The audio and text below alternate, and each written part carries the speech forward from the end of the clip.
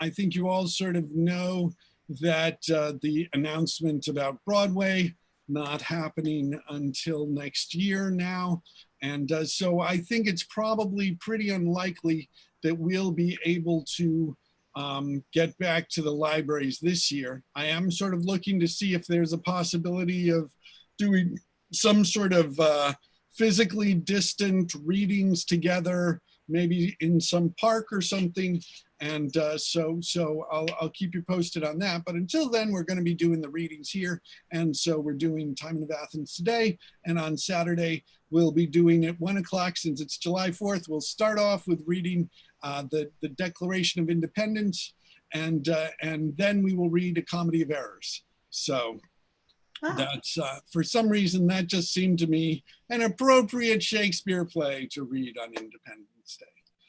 So anyways, thank you for coming. I'm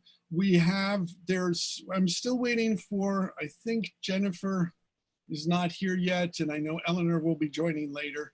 But did I put it? No, I put it and I didn't share it with everybody. Eleanor doesn't come in time for Lucilius. Can I do him? Yes, but if she probably will be. She probably will be. I can't find that hat though.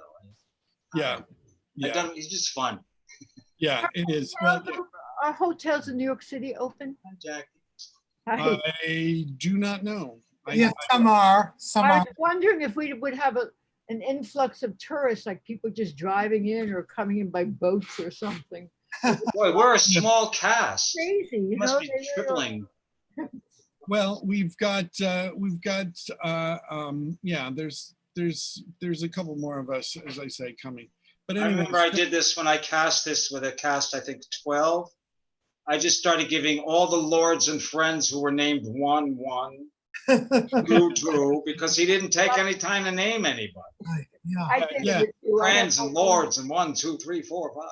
Yeah, no, this is interesting. I mean, because you have a lot of, their names, their characters who were just there for a bit, and then you have characters who are referred to, but then they're not referred to by the name afterwards. Right, the Stuart, wait, what is it, Flavius? Flavius, yeah. Flavius, yeah. And in modern editions, they modernize it so it says Flavius throughout, but in this, it only has Flavius in like one scene, and it's Stewart throughout.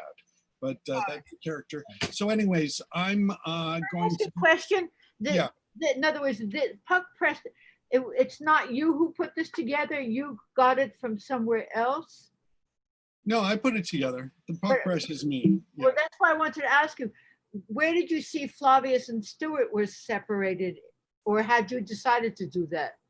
Well, see, actually, I sent those notes around from Ben Polagy, when he'd playmastered this, and what he had found out was he just set it up, and he'd set them up as different characters, being portrayed by different actors. But in most editions, it does make sense to have Flavius and the steward, because it really is the same character, because he's Tymon's main servant. So I was just wondering, because you were Puck Press, and so did you set these up, or was this your choice or something? Well, I mean, I set up this book, but in terms of all of the prefixes or things, I keep with what we have from the first folio. So that's why sometimes it can be confusing, because you have him as that Flavius actually, he's servant, he's like the first servant at one point, and then he's Flavius, and then he's steward. But I sort of am preserving that because that's what was originally in the first folio. That's why I was wondering. That's the idea. And sometimes the way the prefixes change like that can give you insights into the character. Like, for example, the famous example is in Romeo and Juliet with Capulet's lady, that in the scene with Juliet, she's sometimes referred to as mother, sometimes as Capulet's lady, sometimes as old woman. And so that there's sort of different kinds of, maybe suggesting different aspects of her personality at that point. And also very famously in A Midsummer Night's Dream, you have Puck, who most of the time his prefixes are Puck, but some of them are Robin for Robin Goodfellow. So again, it sort of suggests different sorts of things. However, it can also be very confusing. So I was just curious. Right? that's why If we. there are old folios that people keep adjusting. Okay, so let me see. Jennifer is here? Okay, great. So we have our painter. So yes, without further ado, then, unless there are any other questions, just a reminder to actors, when you're not in the scene, mute yourself and turn off your video. But first, let's introduce ourselves and the roles we're playing, and there'll be other ones. I'm playing, my name's Paul Sugarman. I'm the founder of Instant Shakespeare Company. I'll be playing Lucilius, the jeweler, and probably a bunch of other things. And thank you. My name is Warren, and I play the poet, Caiaphas, Titus, and a soldier. I'm Kitty Chen. I'm playing Tymon. Hi, I'm Mary Lou Garmon, and I am playing Flavius and the servant. Oh, I'm Jacqueline Margolis, and I'm playing the old Athenian Flaminius, a friend and abandoned.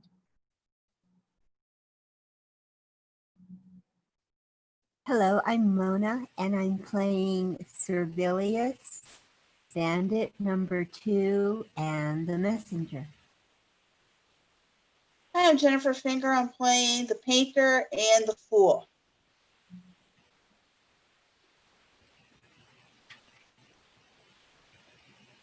Sorry, I had to feed my cats. I'm Michael Gardner. I'm playing Epimentus. Okay, and I think that's everyone. All right, so let's begin, and you can stop your video unless you're in the first scene. Actus. So here we are, the Instant Shakespeare Company, Tymon of Athens. Actus prima sine prima. Enter poet, painter, jeweler, merchant, and mercer at several doors. Good day, sir.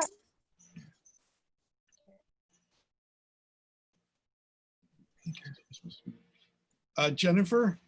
I'm here. Unfortunately, my connection is going wonky. Ah. Okay. I'm glad you're well. I have not seen you long. How goes the world? It wears, sir, as it grows. Aye, that's well known. But what particular rarity? What strange, which manifold record not matches? See, magic about you. All these spirits thy power hath conjured to attend.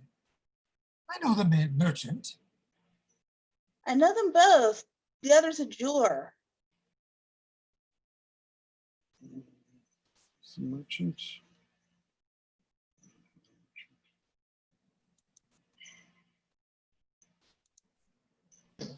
Ah, yes, oh, 'tis a worthy lord. Nay, that's most fixed, a most incomparable man, breathed as it were to untirable and continuate goodness he passes. I have a jewel here. Oh, pray, let's see it for the Lord Tymon, sir, if he will touch the estimate, but for that. When we for recompense have praised this vile, it stains the glory in that happy verse, which aptly sings the good. 'Tis a good form, and rich here is a water, look ye. You were wrapped, sir, in some work, some dedication to the great Lord. Ah, things slipped idly from me. Our poesy is as a gown which uses from whence to nourish. The fire of the flint shows not till it be struck. Our natural flame provokes itself, and like the current flies each bound it chases. What have you there? A picture, sir. What comes your book for? Oh, upon the heels of my presentiment, sir. Let's see your piece. A good piece. So 'tis. So this comes off well and excellent. Indifferent. Admirable. Oh, how this grace speaks his own standing. What a mental power in his eye shoots forth. How big imagination moves in his lip. to the deftness of the gesture, one might interpret. It is a pretty mocking of the life. Here is a touch. Is it good? I will say of it, it tutors nature. Artificial strife lives in these touches, livelier than life. Enter certain senators.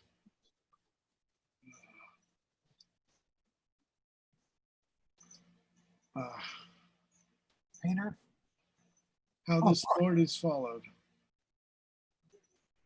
all okay. All the senators of Athens, happy men. Look, Mo. Well, You see, this confluence, this great flood of visitors I have in this rough work, shaped of a man who this beneath world doth embrace and hug with amplest entertainment. My free drift helps not particularly, but it moves itself in a wide sea of wax. No level malice infects one comment in the course I hold, but flies in ego flight, bold and forth on, leaving no track behind. How shall I understand you? I will unbolt to you. You see how all conditions, how all minds, as well of glib and slippery creatures, as of grave and austere quality, tender down their services to Lord Timon. His large fortune upon his good and gracious nature hang, subdues and properties to his love and tendance all sorts of hearts. Yea, from the glass-faced flatterer to Apimentus, that few things loves better than to abhor himself. Even he drops down the knee before him and returns in peace, most rich in Timon's nod. I saw them speak together. Sir, I have upon a high and pleasant hill feigned fortune to be throned. The base of the mount is raked with all deserts, all kinds of natures that labor in the bosom of the sphere to propagate their states. Amongst them all, whose eyes are on the sovereign lady fixed, one do I personate of Lord Timon's frame, who, fortune with her ivory hand, wafts to her, whose present grace to prisons, slaves, and servants translates his rivals. 'Tis conceived. To scope this throne, this fortune, and this hill, methinks with one man beckon from the rest below, bowing his head against the sleeping man to climb his happiness will be well expressed in our condition. Nay, sir, but hear me on. All those which were his fellows but of late, some better than his value, on the moment follow his strides, his lobbies filled with attendants, rain sacrificial whisperings in his ear, make sacred even his stirrup, and through him drink the free air. Aye, Mary, what of these?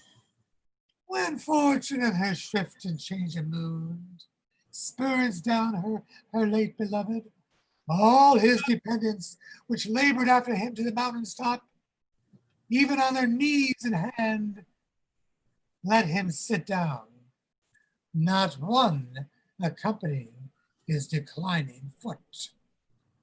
'Tis common. 1,000 moral paintings I can show that shall demonstrate these quick blows of fortunes more pregnantly than words. Yet you do well to show Lord Timon that mean eyes have seen the foot above the head. Trumpets sound. Enter Lord Timon, addressing himself courteously to every suitor. Imprisoned, does he say you? Mona, that's you.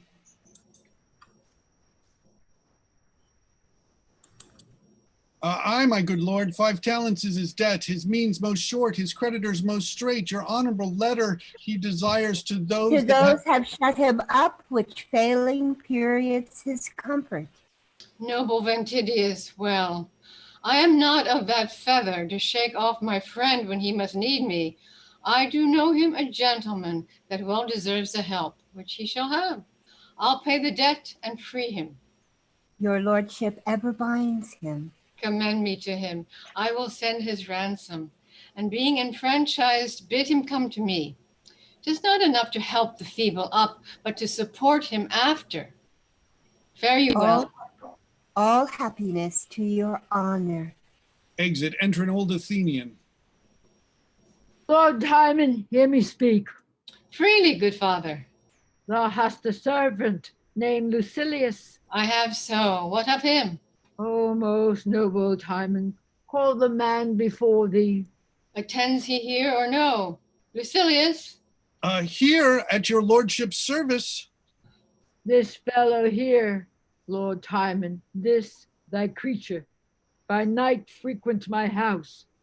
I am a man that from my first have been inclined to thrift, and my estate deserves more raise than one which holds a trencher. Well, what further?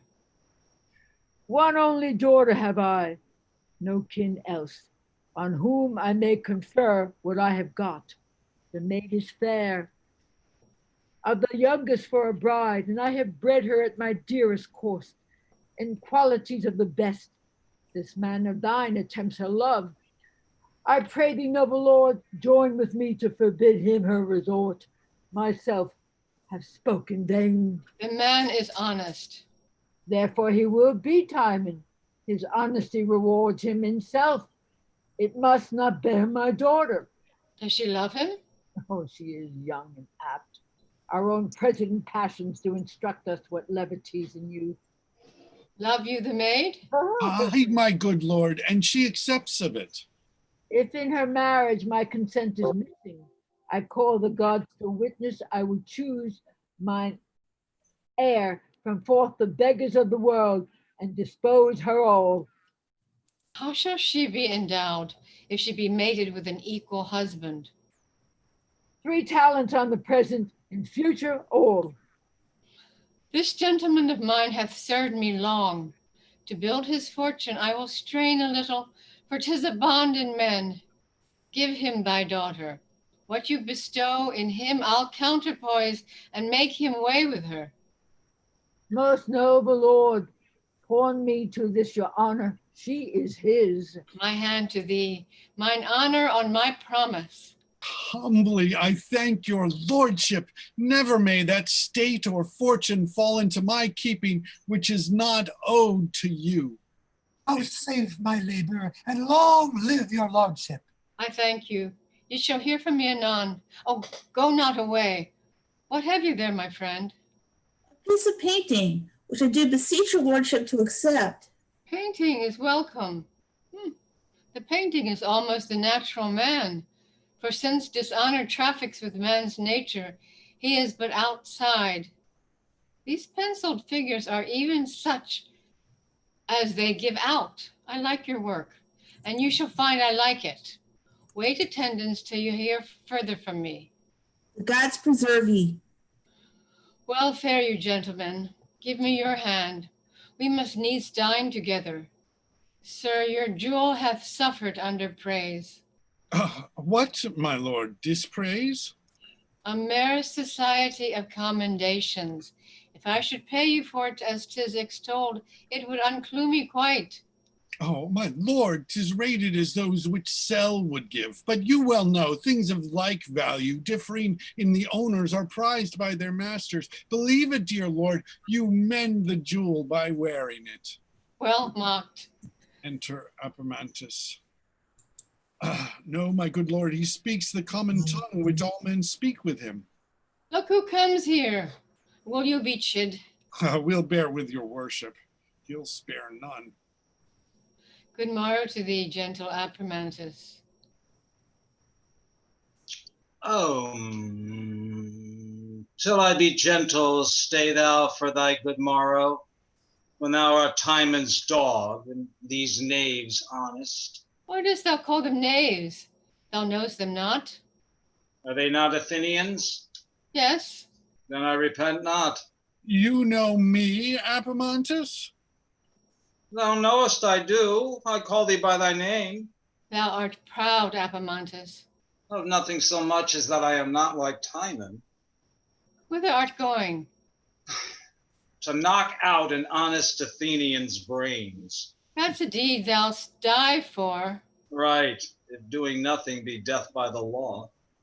How likest thou this picture, Epaminondas? The best for the innocents. Wrought he not well that painted it? He wrought better that made the painter, and yet he's but a filthy piece of work. You're a dog. By mothers of my generation, what's she if I be a dog? Wilt dine with me, Epaminondas? No, I eat not lords. And thou shouldst, thou'lt anger ladies. Oh, they eat lords, so they come by great bellies. That's the lascivious apprehension. So thou apprehendst it. Take it for thy labor. How dost thou like this jewel, Epaminondas? Not so well as plain dealing, which will not cast a man a doit. What dost thou think 'tis worth? Not worth my thinking. How now, poet? How now, philosopher? Thou liest. Art not one? Yes. Then I lie not. Art not a poet? Yes. Then thou liest. Look in thy last work where thou hast feigned him a worthy fellow. Well, that's not feigned. He is so. Oh, yes. He is worthy of thee and to pay thee for thy labor. He that loves to be flattered is worthy of the flatterer. Heavens that I were a lord. What wouldst do then, Epaminondas? Even as Epaminondas does now, hate a lord with all my heart. What thyself? Aye, Wherefore? that I had no angry wit to be a lord. Art not thou a merchant? Aye, Epaminondas. Traffic confound thee, if the gods will not. If traffic do it, the gods do it. Traffic's thy god, and thy god confound thee. Trumpet sounds, enter a messenger. What trumpet's that? 'Tis Alcibiades, and some 20 horse, all of companionship. Pray entertain them, give them guide to us. You must needs dine with me. Go not you hence till I have thanked you. When dinner's done, show me this piece. I am joyful of your sights. Enter Alcibiades with the rest.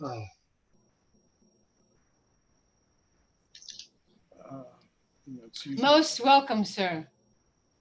So their aches contract and stir your subtle joints, that there should be so small love amongst these sweet knaves and all the courtesy. The strain of man's bred out into baboon and monkey. Sir, you have saved my longing, and I feed most hungrily on your sight. Right welcome, sir. Ere we depart, we'll share a bounteous time in different pleasures. Pray you let us in. Exeunt, enter 2 lords. What time of day is it, Epaminondas? Time to be honest. That time serves still. The most accursed thou that still admits it. Thou art going to Lord Timon's feast? Aye, to see meat fill knaves and wine heap pools. Fare thee well, fare thee well. Thou art a fool to bid me farewell twice. Why, Epaminondas? Should have kept one to thyself, for I mean to give thee none. Hang thyself. No, I will do nothing at thy bidding. Make that request to thy friend. Away, unpeaceable dog, or I'll spurn thee hence. I will fly like a dog, the heels of the ass. Oh, he's opposite to humanity. Come, shall we in and rate Lord Timon's bounty? He outgoes the very heart of kindness. Oh, he pours it out. Plutus, the god of old, is but his servant. No mend he but repays sevenfold above itself. No gift to him, but breathes the giver a returned exceeding all use of quittance. The noblest mind he carries that ever governed man. Long may he live in fortune. Shall we in? I'll keep you company. Exeunt. Hautboys playing loud music, a great banquet served in, and then Lord Tymon, the states, the Athenian lords, Ventigius, which Tymon redeemed from prison. Then comes dropping after all Apomantus, discontentedly like himself.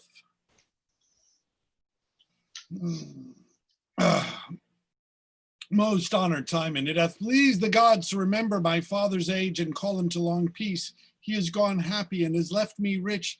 Then, as in grateful virtue, I am bound to your free heart. I do return those talents doubled with thanks and service, from whose help I derived liberty. Oh, by no means, honest Ventigius. You mistake my love. I gave it freely ever, and there's none can truly say he gives if he receives. If our betters play at that game, we must not dare to imitate them. Faults that are rich are fair. A noble spirit. Nay, my lords, ceremony was but devised at first to set a gloss on faint deeds, hollow welcomes, recanting goodness, sorry ere 'tis shown. But where there is true friendship, there needs none. Pray sit. More welcome are ye to my fortunes than my fortunes to me. My lord, we always have confessed it. Oh, confessed it? Hanged it? Have you not? Oh, Apermantus, you are welcome. No, you shall not make me welcome. I come to have thee thrust me out of doors. Fie, thou'rt a churl. You've got a humor there, does not become a man. 'Tis much to blame. They say, my lords, ira furor brevis est. But yon man is very angry. Go, let him have a table by himself, for he does not neither affect company, nor is he fit for it indeed. Oh, let me stay at thine apparel, Tymon. I come to observe. I give the warning on it. Take no heed of thee. Thou'rt an Athenian, therefore welcome. I myself would have no power. Prithee, let my meat make thee silent. I scorn thy meat. It should choke me, for I should not flatter thee. Oh, you gods, what a number of men eats Tymon, and he sees them not. It grieves me to see so many dip their meat in one man's blood, and all this madness he cheers them up to. No wonder men dare trust themselves with men. He thinks they should invite them without knives, good for their meat and safer for their lives. There's much example for it. The fellow that sits next to him now parts bread with him, pledges the breath of him in a divided draught, is the readiest man to kill him. It's been proved. If I were a huge man, I should fear to drink at meals, lest they should spy my windpipe's dangerous notes. Great men should drink with harnesses on their throats. My lord in heart, and let the health go round. Let it flow this way, my good lord. Oh, flow this way. The brave fellow, he keeps his tides well. Those healths will make thee and thy state look ill. Tymon, here's that which is too weak to be a sinner. Honest water which ne'er left man in the mire. This and my food are equals, there's no odds. Feasts are too proud to give thanks to the gods. Apomantus' grace. Immortal gods, I crave no pelf. I pray for no man but myself.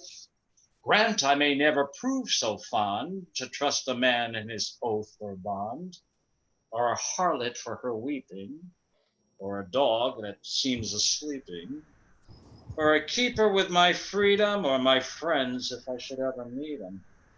Amen, so fall to it. Rich men sin, and I eat root. Much good dish thy good heart, Apomantus. Captain Alcibiades, your heart's in the field now. My heart is ever at your service, my lord. You had rather be at a breakfast of enemies than a dinner of friends. So they were bleeding new, my lord. There's no meat like 'em. I could wish my best friend at such a feast. But all these flatterers were thine enemies, then thou mightest kill them and bid me to them. Might we but have that happiness, my lord, that you would once use our hearts, whereby we might express some part of our zeals, we should think ourselves forever perfect. Oh, no doubt, my good friends. But the gods themselves have provided that I shall have much help from you. How had you been my friends else? Why have you that charitable title from thousands? Did not you chiefly belong to my heart? I have told more of you to myself, and you can with modesty speak in your own behalf. And thus far I confirm you. Oh, you gods, think I, what need we have friends? If we should ne'er have need of them, they were the most needless creatures living. Should we ne'er have use for them? And would most resemble sweet instruments hung up in cases that keeps their sounds to themselves? Why, I have often wished myself poorer, that I might come nearer to you. We are born to do benefits, and what better or properer can we call our own than the riches of our friends? Oh, what a precious comfort 'tis to have so many like brothers commanding one another's fortunes. Oh, joys, even made away ere't can be borne. My eyes cannot hold out water, methinks, to forget their faults. I drink to you. Thou weepest to make them drink, Tymon. Joy had the like conception in our eyes, and at that instant, like a babe, sprung up. Oh, I laugh to think that babe's a bastard. I promise you, my lord, you moved me much. Much. Sound tucket, enter the maskers of Amazons with lutes in their hands, dancing and playing. What means that trump? How now? Enter servant. Please you, my lord, there are certain ladies most desirous of admittance. Ladies, what are their wills?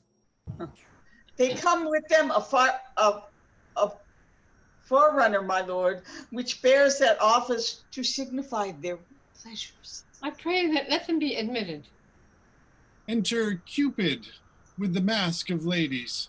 Hail to thee, worthy Tymon, and to all that of his bounties taste. The 5 best senses acknowledge thee their patron, and come freely to gratulate thy plenteous bosom. There taste, touch all. Pleased from thy table rise. They only now come but to feast thine eyes. They're welcome all. Let them have kind admittance. Music make their welcome. You see, my lord, how ample ye are beloved. Oy day, what a sweep of vanity comes this way. They dance.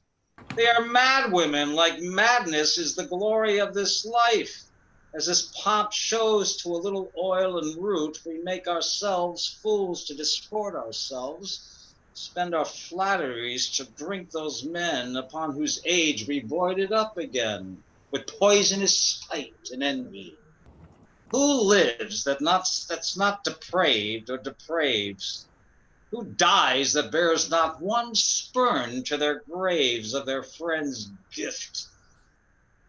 I should fear those that dance before me now, would one day stamp upon me. It's been done. Men shut their doors against a setting sun. The lords rise from table with much adoring of Timon, and to show their loves, each single out an Amazon, and all dance, men with women, a lofty strain or two to the hautboys, and cease.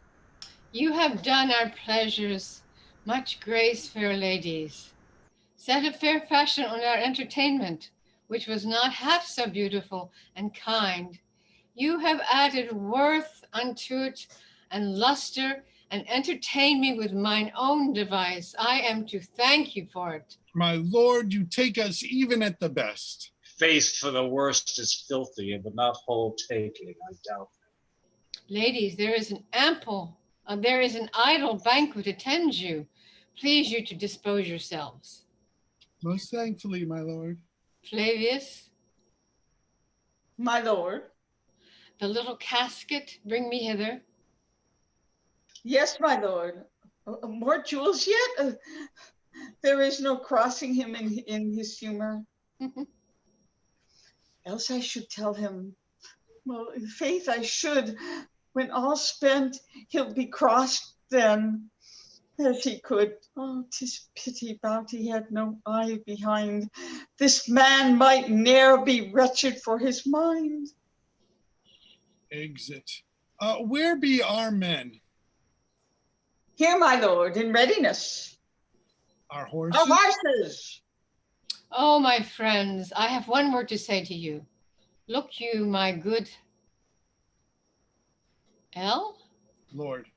Lord, oh, I must entreat you honor me so much as to advance this jewel.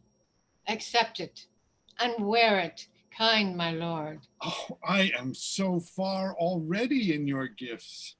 So are we. So are we all. Enter a servant. My lord, there are certain nobles of the Senate newly alighted and come to visit you. Oh, they are fairly welcome. Enter Flavius. I beseech your honor, vouchsafe me a word. It doth concern you near. Near? Why then another time I'll hear thee. I pray thee, let's be provided to show them entertainment. I scarce know how. Enter another servant. May it please your honored lord, your honor, Lord Lucius, out of his free love hath presented to you 4 milk-white horses trapped in silver. Oh, I shall accept them fairly. Let the presents be worthily entertained. Enter a third servant. How now? What news? Please you, my lord, that honorable gentleman, Lord Lucullus, entreats your company tomorrow to hunt with him, and has sent your honor 2 brace of greyhounds. I'll hunt with him, and let them be received not without fair reward. What will this come to? He commands us to provide and gives great gifts, and all out of an empty coffer. Nor will he know his purse or yield me this to show him what a beggar his heart, being of no power to make his wishes good. His promises fly so beyond his state that what he speaks is all in debt. He owes for every word. He is so kind that he is now pays interest for it in his land, put to their book. Oh, would I gently put it out of office before I were forced out? Happier is he that has no friend to feed, oh, than such that doth enemies exceed. I bleed inwardly from my lord. You do yourselves much wrong. You bate too much of your own merits. Here, my lord, a trifle of our love. With more than common thanks I will receive it. Oh, he's the very soul of bounty. And now I remember, my lord, you gave good words the other day of a bay courser I rode on. 'Tis yours because you liked it. Oh, I beseech you, pardon me, my lord, in that. You may take my word, my lord. I know no man can justly praise, but what he does affect. I weigh my friend's affection with mine own. I'll tell you true. I'll call to you. Oh, none so welcome. I take all, and your several visitations so kind to heart. 'Tis not enough to give. Methinks I could deal kingdoms to my friends, and ne'er be weary. Alcibiades, thou art a soldier, therefore seldom rich. It comes in charity to thee. For all thy living is amongst the dead, and all the lands thou hast lie in a pitched field.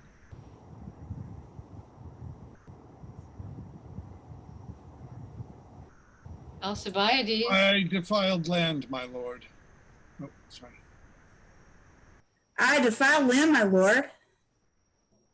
We are virtuously bound. And so am I to you. So infinitely endeared of. All to you. Lights, more lights. The best of happiness, honor, and fortunes keep with you, Lord Tymon. Ready for his friends. Exeunt lords.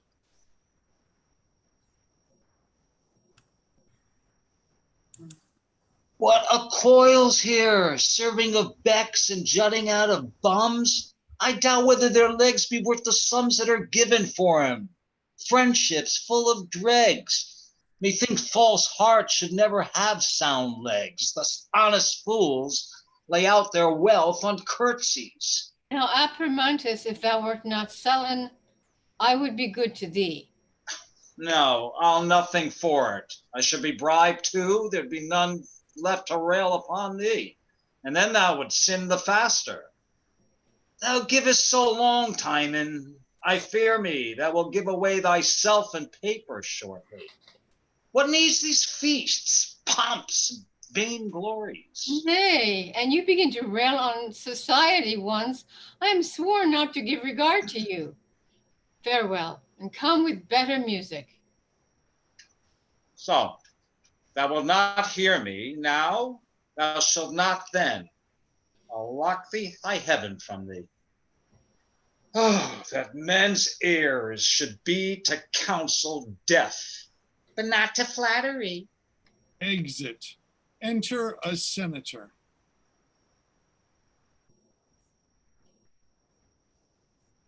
Nobody to do that, I'll do that. Eleanor's here. She can do it. Oh, okay, all right. And late 5,000 to Varro, and to Isidore he owns 9,000 before my former sum, which makes it 25. Still in motion of raging waste, it cannot hold, it will not. If I want gold, steal but a beggar's dog and give it Tymon. Why, the dog coins gold. If I would sell my horse and buy 20 more better than he, why, give my horse to Tymon. Ask nothing, give it to him. It foals me straight and able horses. No porter at his gate, but rather one that smiles and still invites all that pass by. It cannot hold. No reason can sound his state in safety. Caiaphas, ha! Caiaphas, I say! Sir, what is your pleasure? Get on your cloak and haste you to Lord Tymon. Importune him for my moneys. Be not seized with slight denial, nor then silence, when commend me to your master, and the cap plays in the right hand thus. But tell him my uses cry to me. I must serve my turn out of mine own. His days and times are past, and my reliance is on his fracted dates of Smith my credit. I love and honor him, but must not break my back to heal his finger.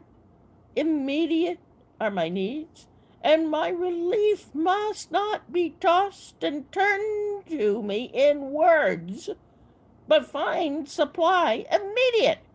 Get you gone. Put on a most importunate aspect, a visage of demand. For I do fear when every feather sticks in his own wing, Lord Tymon will be left a naked gull, which flashes now a phoenix. Get you gone. I go, sir. I go, sir. Take the bonds along with you, and have the dates in. Come. I will, sir. Go. Exeunt. Enter steward with many bills in his hand. No care, no stop, no senseless of expense that he will neither know how to maintain it, nor cease his flow of riot. Oh, he takes no account. How many things go from him? He moons no care of that which is continued. Never mind. Much to be is unwise. Oh, to be so kind. What shall be done? He will not hear till feel. I must round with him now. Oh, he comes from hunting. Fie. Enter Caiaphas, Isidore, and Varro. Good evening, Varro. What? You come for money? It's not your business too. It is, and yours too. Isadora? It is so. Oh, would we all discharged? I fear it. Here comes the Lord. Enter Tymon in his train. So as soon as dinner's done, we'll forth again, my Alcibiades. With me, what is your will? My lord, here is a note of certain dues. Dues? Whence are you? Of Athens here, my lord. Go to my steward. Oh, please, your lordship, he hath put me off to the succession of new days this month. Oh, my master is awakened by a great occasion to call upon his own and humbly praise you that with your other noble parts, you're sweet in giving him his right. Mine honest friend, I prithee but repair to me next morning. Oh, nay, good my lord. Contain thyself, good friend. One Vero's servant, my good lord. From Isidore, he humbly prays your speedy payment. If you didn't know, my lord, my master wants. Which was due on forfeiture, my lord, 6 weeks and past. Your steward puts me off, my lord, and I am sent expressly to your lordship. Give me breath. I do beseech you, good my lords, keep on. I'll wait upon you instantly. Come hither, pray you, how goes the world that I am thus encountered with clamorous demands of debt, broken bonds, and the detention of long since due debts against my honor? Please, you gentlemen, the time is unagreeable to this business. Your importunacy causes cease till after dinner, that I may make his lordship understand wherefore you are not paid. Do so, my friends. See them well entertained. Pray, draw near. Exit. Enter Apemantus and fool. Stay, here comes a fool with Apemantus. Oh, let's have some sport with him. Hang him, he'll abuse us. A plague upon him, dog. How dost thou, fool? This dialogue with thy shadow? I speak not to thee. No, 'tis to thyself. Come away. There's the fool hangs on your back already. No, thou standest single. Thou art not on him yet. Oh, where's the fool now? Is yet last asked the question. Poor rogues and usurers men, bawds between gold and want. What are we, Apemantus? Asses, Why? that you ask me what you are and do not know yourselves. Speak to him, fool. How do you, gentlemen? Gramercy's good Secret fool. fool. How How is did your mistress? She's even setting on water to scale such chickens as you are. What we could see you at Corinth. Good Gramercy. Enter page. Look you, here comes my master's page. Why, how now, captain? What do you in this wise company? How dost thou, Apemantus? Would I had a rod in my mouth that I might answer thee profitably? Prithee, Apemantus, read me the superscription of these letters. I know not which is which. Dost not read? No. Then with little learning died, and that day thou art hanged. This is to Lord Tymon. This is to Alcibiades. Go, thou wast born a bastard, and thou wilt die a bawd. Thou wast whelped a dog, and thou shalt famish a dog's death. Answer not, I am gone. Even so, thou outrunnest grace. Fool, I will go with you to Lord Tymon's. Will you leave me there?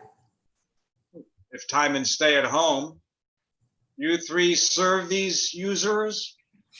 I would they served us. So would I. As good as trick as ever hangman served thief. Are you three usurers then? I fool? I think no usurer that has a fool to his servant. My mistress is one, and I am her fool. When men come to borrow of your masters, they approach sadly and go away merry. but they enter my master's house merrily and go away sadly. The reason of this? I could render one. Do it then, that we may account thee a whoremaster and a knave, which notwithstanding thou shalt be no less esteemed. What is a whoremaster, fool? A fool in good clothes, and something like thee. 'Tis a spirit. Sometimes it appears like a lord, sometimes like a lawyer, sometimes like a philosopher, with two stones more than an artificial one. He is very often like a knight, and generally in all shapes that man goes up and down in from 80 to 13, this spirit walks in. Thou art not altogether a fool. Or thou altogether a wise man. As much foolery as I have, so much wit thou lackst. That answer might have become Apomantus. Aside, here comes Lord Tymon. Tymon. Enter Tymon and Steward. Come with me, fool, come. I do not always follow lover, elder brother, and woman, sometimes a philosopher. I pray you walk near. I'll speak with you anon.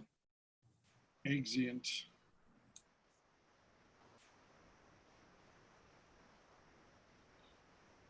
You're muted, Tymon. Okay. You make me marvel, wherefore ere this time had you not fully laid my state before me, that I might so have rated my expense as I had leave of means. You would not hear me. As many leisures as I proposed. Oh, too, perchance some single vantages you took when my indisposition put you back, and that unaptness made your minister thus to excuse yourself. My good Lord, as many times I brought in my accounts, I laid them before you. You would throw them off. And while you found them in mine honesty, when for a trifling present you have hid me, returned so much, I have shook my head. I have wept, yea, against the authority of manners, prayed you to hold your hand more close. I did endure not seldom nor slight checks when I have prompted you in the ebb of your estate, that you great flow of debts. Oh, my loved Lord, though you hear now, too late, yet now's the time, the greater of your having lack of half, to pay your present debts. Let all my land be sold. 'Tis all engaged. Some forfeit and gone, and what remains will hardly stop the mouth of the present dues. Oh, the future comes apace, and which shall defend that interim? And at length, how goes our reckoning? To Lacedaemon did my land extend. Oh, my good Lord, the world is but a word, where it is yours to give it a breath. How quickly we're gone. You tell me true. If you suspect my husbandry or falsehood, call me before the executive auditors and let me get produced, so the gods bless me, when all our offices have been oppressed with riotous feeders, when our vaults have been swept with drunken spilleth of wine, when every room hath blazed with lights and brayed with music. I have retired me to a wasteful rock and set mine eyes aflame. Prithee, no more. Heavens, have I said the bounty of this Lord? How many prodigals has he slaves and peasants that might go? Who is not Tymon's? What heart, head, sword, force, means but is Lord Tymon's? Great Lord Tymon's, noble, worthy, royal Tymon. When the means are gone that buy this praise, the breath is gone where this praise is made.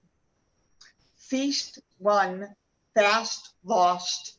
One cloud of winter showers their files are couched. Come sermon me no further. No villainous bounty yet hath passed my heart. Unwisely, not ignobly have I given. Why dost thou weep? Canst thou the conscience lack, to think I shall lack friends? Secure thy heart. If I would broach the vessels of my love and try the argument of hearts by borrowing, men and men's fortunes could I frankly use, as I can bid thee speak. Assurance, bless your thoughts. And in some sort these wants of mine are crowned, that I account them blessings. For by these shall I try friends. You shall perceive how you mistake my fortunes. I am wealthy in my friends. Within there, Flavius, Civilius, Enter 3 servants. My lord, my lord. I will dispatch you severally. You to Lord Lucius, Lucullus, you. I hunted with his honor today. You to Sempronius, commend me to their loves, and I am proud to say that my occasions have found time to use them toward a supply of money. Let the request be 50 talents. As you have said, my lord. Lord Lucius and Lucillus. Go you search of the senators, of whom, even to the state's best health, I have deserved this hearing. Bid him send to the instant 1,000 talents to me. I have been bold, for that I knew it most general way to them to use your signet and your name, but they do shake their heads, and I am here no richer in return. Is it true? Can't be. They answered in a joint and corporate voice that now they are at fault. Hang on.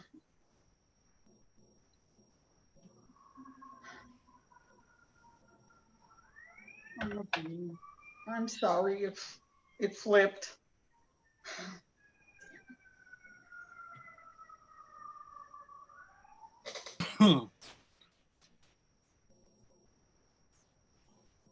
We're on page 40. I'm sorry. It's okay. It's okay. I'm at the beginning. Oh, it flipped again. It does that. Okay, go ahead. Somebody else read it for a bit till I find it. They answer in a joint and corporate voice that now they are at fall. Want treasure, cannot do what they would, are sorry. You are honorable, but yet they could have wished, they know not. Something hath been amiss. A noble nature may catch a wrench. Would all were well. 'Tis pity, and so intending other serious matters, after distasteful looks, and these hard fractions with certain half-caps, and cold moving nods, they froze me into silence. You gods reward them. Prithee, man, look cheerly. These old fellows have their ingratitude in them hereditary. Their blood is caked, 'tis cold, it seldom flows. 'Tis lack of kindly warmth, they are not kind. And nature, as it grows again toward earth, is fashioned for the journey, dull and heavy. Go to Ventidius, prithee be not sad, thou art true and honest. Ingeniously I speak, no blame belongs to thee. Ventidius lately buried his father, by whose death he stepped into a great estate. When he was poor, imprisoned, and in scarcity of friends, I cleared him with 5 talents. Greet him for me, bid him suppose some good necessity touches his friend, which craves to be remembered with those 5 talents. That had, give it these fellows to whom 'tis instant due. Ne'er speak nor think that Tymon's fortunes 'mong his friends can sink. I would I could not think it. That thought is bounty's foe. Being free itself, it thinks all others so. Exeunt. Flaminius, waiting to speak with a lord from his master, enters a servant to him. I have told you, my lord, he is coming down to you. I thank you, sir. Enter Lucullus. One of Lord Tymon's men? A gift I warrant. Why, this hits right. I dreamt of a silver basin and you're tonight. Flaminius, honest Flaminius, you are very respectively welcome, sir. Fill me some wine. And how does that honorable, complete, free-hearted gentleman of Athens, thy very bountiful good lord and master? His health is well, sir. I am right glad that his health is well, sir. And what hast thou there under thy cloak, pretty Flaminius? Faith, nothing but an empty box, sir, which in my lord's behalf I come to entreat your honor to supply, who's having great and instant occasion to use 50 talents, has sent to your lordship to furnish him, nothing doubting your present assistance therein. La la la la! Nothing doubting, says he. Alas, good lord, a noble gentleman 'tis if he would not keep so good a house. Many a time and often I have dined with him and told him on it, and come again to supper to him of purpose to have him spend less. And yet he would embrace no counsel, take no warning by my coming. Every man has his fault, and honesty is his. I have told him on it, but I could ne'er get him from it. Enter servant with wine. Please your lordship, here is the wine. Flaminius, I have noted thee always wise. Here's to thee. Your lordship speaks your pleasure. I have observed thee always for a towardly prompt spirit. Give thee thy due, and one that knows what belongs to reason, and canst use the time well, if the time use thee well. Good parts in thee. Get you gone, sirrah. Uh, Draw nearer, honest Flaminius. Thy lord's a bountiful gentleman, but thou art wise, and thou know'st well enough, although thou comest to me, that this is no time to lend money, especially upon bare friendship without security. Here's 3 solidaires for thee, good boy. Wink at me, and say thou sawest me not. Fare thee well. Is it possible the world should so much differ, and we alive that live? Fly damned basis to him that worships thee. Ha! Now I see thou art a fool, and fit for thy master. Exit Lucullus. May these add to the number that may scold thee. Let molten coin be thy damnation, thou disease of a friend, and not himself. Has friendship such a faint and milky heart? It turns in less than 2 nights. O ye gods, I feel my master's passion. His slave unto his honor has my lord meted him. Why should it thrive and turn to nutriment when he is turned to poison? Oh, may diseases only work upon it, and when he's sick to death, let not that part of nature which my lord paid for be of any power to expel sickness, but prolong his hour. Exit. Enter Lucius with 3 strangers. Who? The Lord Tymon? He is my very good friend and an honorable gentleman. Someone read Stranger 1. No, We know him for no less, though we are but strangers to him. But I can tell you one thing, my lord, and which I hear from common rumors. That's me. Now Lord Tymon's happy hours are done and past, and his estate shrinks from him.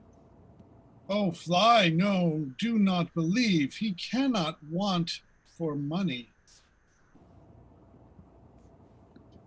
But believe you this, my lord, that not long ago one of his men was with the Lord Lucullus to borrow so many talents, and they urged extreme for it, and showed what necessity belonged it to, and yet was denied. How? I tell you, denied, my lord. What a strange case was that? Now, before the gods, I am ashamed on it. Denied that honorable man. There was very little honor showed in it. For my own part, I must needs confess I have received some small kindnesses from him as money, plate, jewel, and such like trifles, nothing comparing to his. Yet had he mistook him and sent to me, I should ne'er have denied his occasion so many talents. Enter Servilius.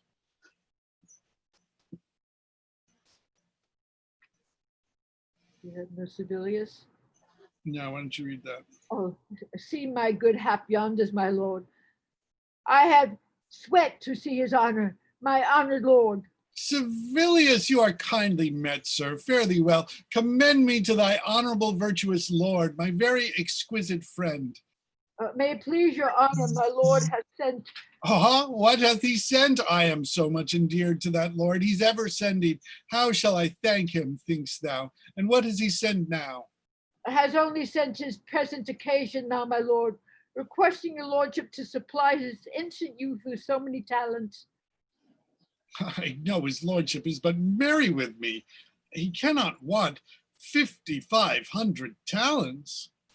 But in the meantime, he wants less, my lord. If his occasion were not virtuous, I should not urge it half so faithfully. Dost thou speak seriously, Servilius? Upon my soul, 'tis true. What a wicked beast was I to disfurnish myself against such a good time, and when I might have shown myself honorable.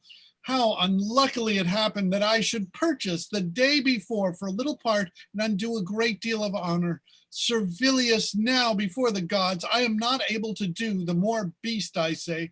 I was sending to use Lord Tymon myself, these gentlemen can witness, but I would not for the wealth of Athens I had done it now.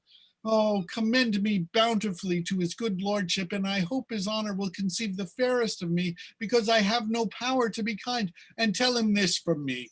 I count it one of my greatest afflictions, say, that I cannot pleasure such an honorable gentleman. Good Servilius, will you befriend me so far as to use mine own words to him? Yes, sir, I shall. I'll look you out a good turn, Servilius. True as you have said, Tymon is shrunk indeed, and he that once denied will hardly speed. Do you observe this hostility? Oh, too well. Well, this is the world's soul, and just of the same piece in every flatterer's sport who can call him friend that dips in the same dish. For in my knowing, Timon has been this lord's father, and kept his credit with his purse, supported his estate. Nay, Timon's money has paid his men their wages. He ne'er drinks, but Timon's silver threads upon his lip. And yet, oh, see the monstrousness of men. When he looks out in ungrateful shape, he does deny him in respect of his what caravan men afford to beggars. Religion groans at it. I, for mine own part, I never tasted Timon in my life, nor came any of his bounties over me to mark me for his friend. Yet I protest for his right noble mind, illustrious virtue, and honorable carriage. Had his necessity made use of me, I would have put my wealth into donation, and the best half should have returned to him. So much I love his heart, but I perceive men must learn now with pity to dispense, for policy sits above conscience. Exeunt. Enter a third servant with Sempronius, another of Timon's friends. Must he needs trouble me in it? Above all others? He might have tried Lord Lucius or Lucullus, and now Ventigius is wealthy too, whom he redeemed from prison. All these owe their estates unto him. My lord, they have all been touched and found base metal, for they have all denied him. How? Have they denied him? Has Ventigius and Lucullus denied him? And does he send to me? 3. It shows but little love or judgment in him. Must I be his last refuge? His friends, like physicians, thrive. Give him over. Must I take the cure upon me? He's much disgraced me in it. I'm angry at him that might have known my place. I see no sense for it, but his occasions might have wooed me first. For in my conscience, I was the first man that e'er received gift from him. And does he think so backwardly of me now that I'll requite it last? No.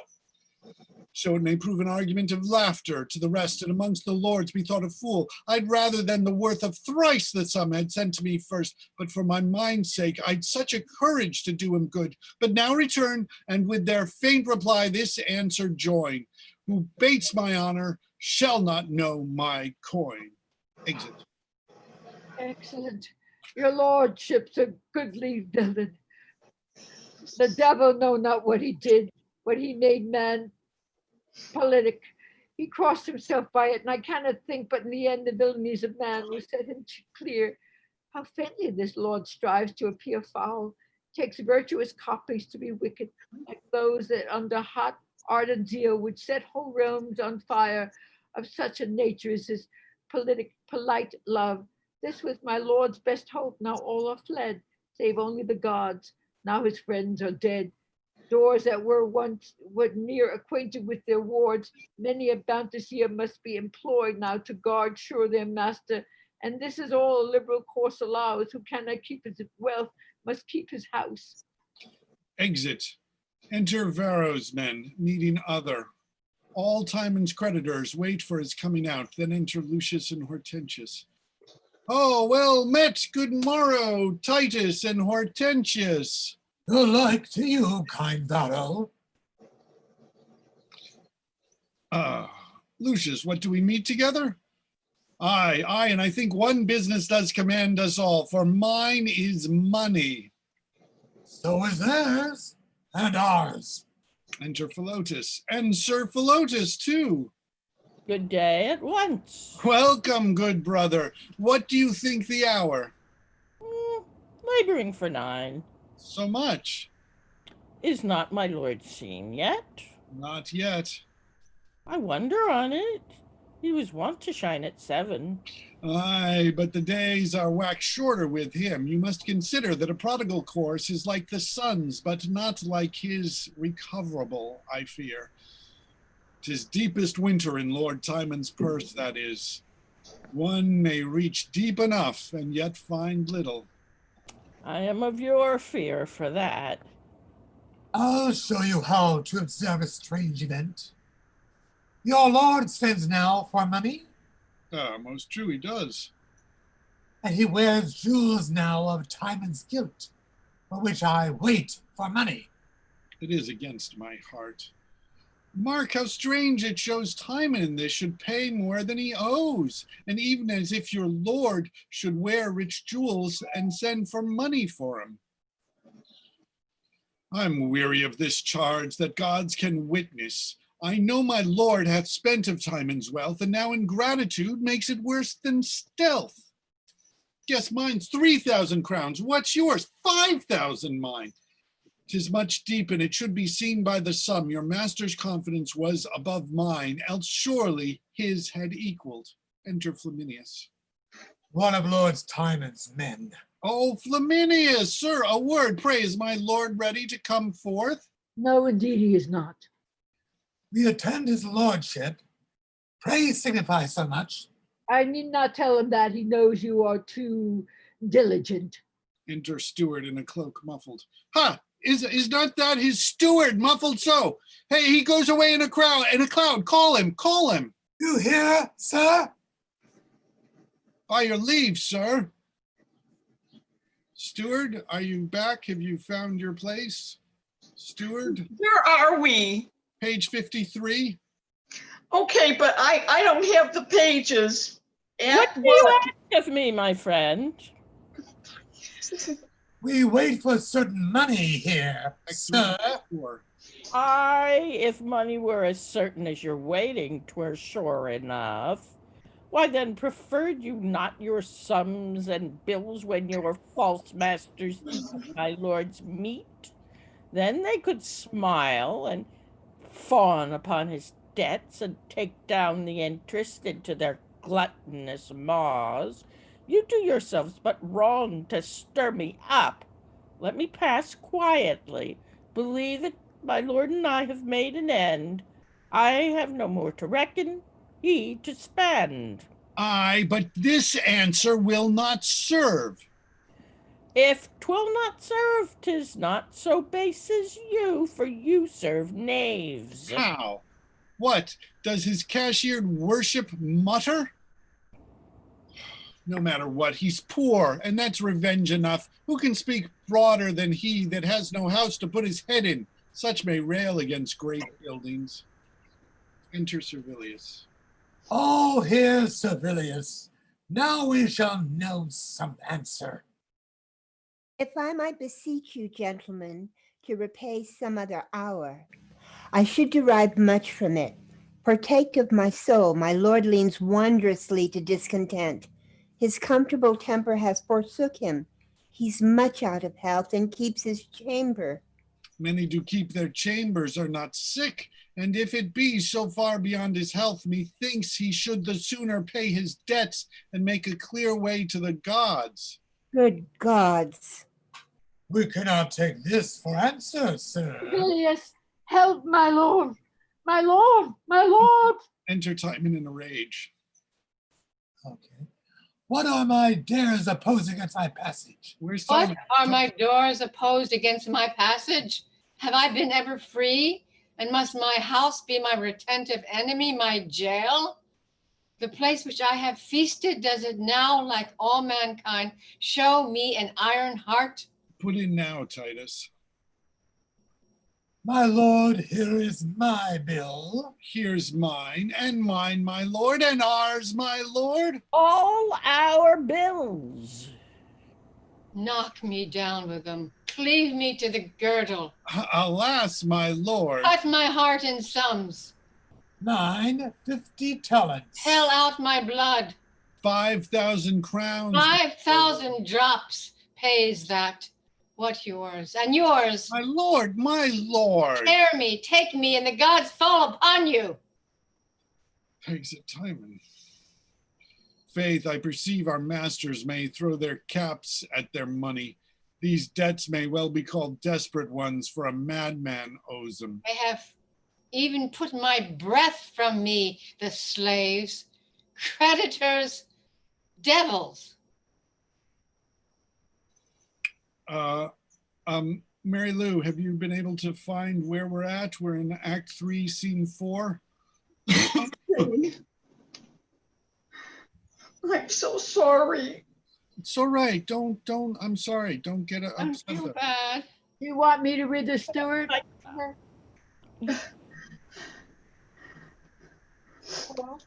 I don't have pages on this stupid thing. Okay. And 3, 4. You want me to read them or what?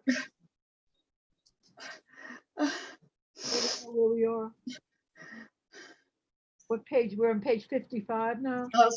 56. Or 6. Okay, Yeah, I it's take Act 3, Stewart. I Scene do it 4. if you want. Scene 4.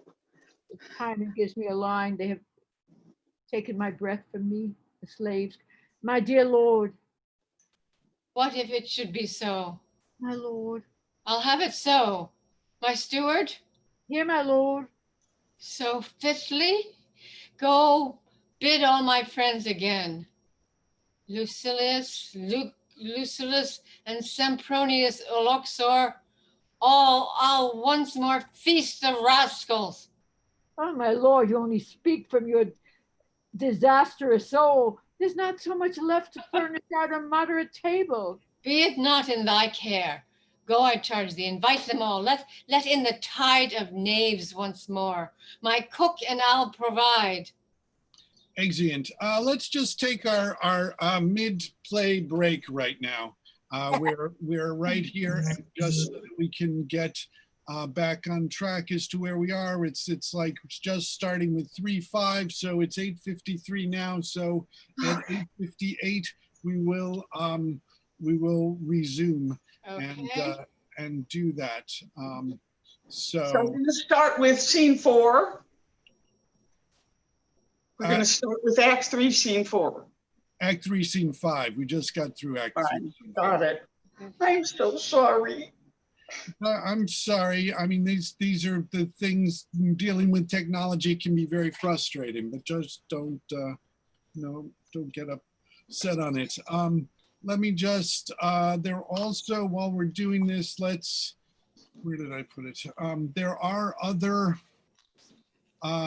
characters, let's see, who are still coming. We actually just went through a whole bunch of them, and I was doing a bunch of the collectors because I didn't do a good enough job of assigning them to everybody. But we still have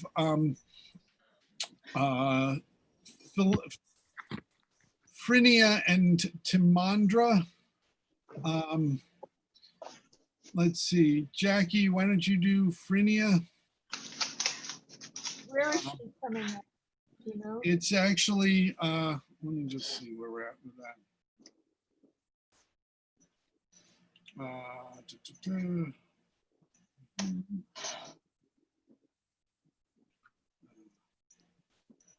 It's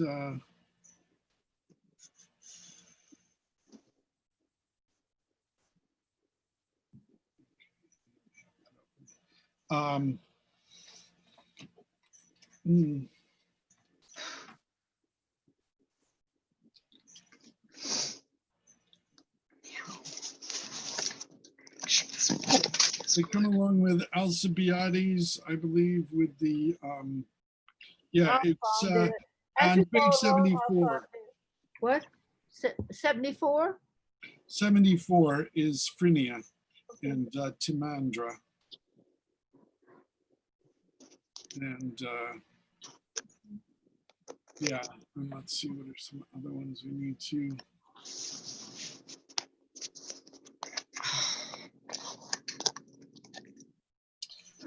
Let's see. She only has one line. Why don't you do both of them then? Do Phrynian and Timandra. Okay. They're the two camp followers. And then we need somebody else. Let's see, Alcibiades. We need Senator 2 as well.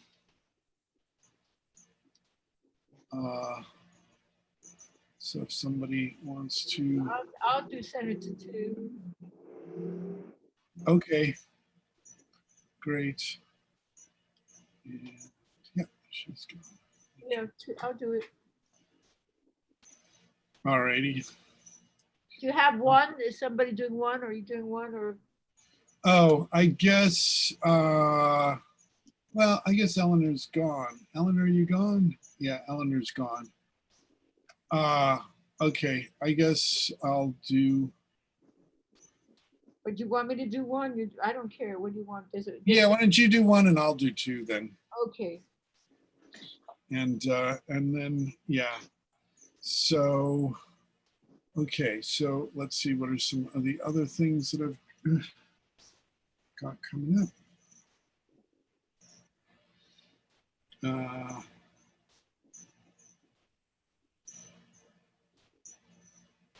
And you're doing also, and Jackie, why don't you also do Bandit 1 as well as Bandit 3? Okay. And do we have somebody for Bandit 2? Yeah, Mona's doing Bandit 2. Okay, cool. And yeah. All right. I'm going to be out for a second. Okay, yeah, that's fine. All right, so yeah, we should be getting ready to go in another minute or so. So, except we have Alcibiades is going to need to be here. Because it's like, oh, as if people aren't pissed off enough. Let's see what the Senate can do to piss off more people. Like a military captain, maybe. Let's piss him off. So, So yeah. I'm sorry, my Kindle just went all kaflooey and I couldn't find it. I'm so sorry. That's okay. I mean, that happens. It's that's why. I mean, it's yeah. That's one of the challenges. So, but yeah. So yeah, and it is very confusing because you have so many, and I was doing a bunch of them because they're like about so many different characters who have like one line or something like that, and things like that. So that can be a little rough. But we'll well, actually, now that we've made Jackie Senator 1, we need to wait till she gets back so that we can get started with the second half of this, and in this delightful comedy of Tymon of Athens. All right. Yeah, this is Paul? Yeah. Warren, if you need anybody for Act 4, I don't have any lines in Act 4. Just if you need somebody.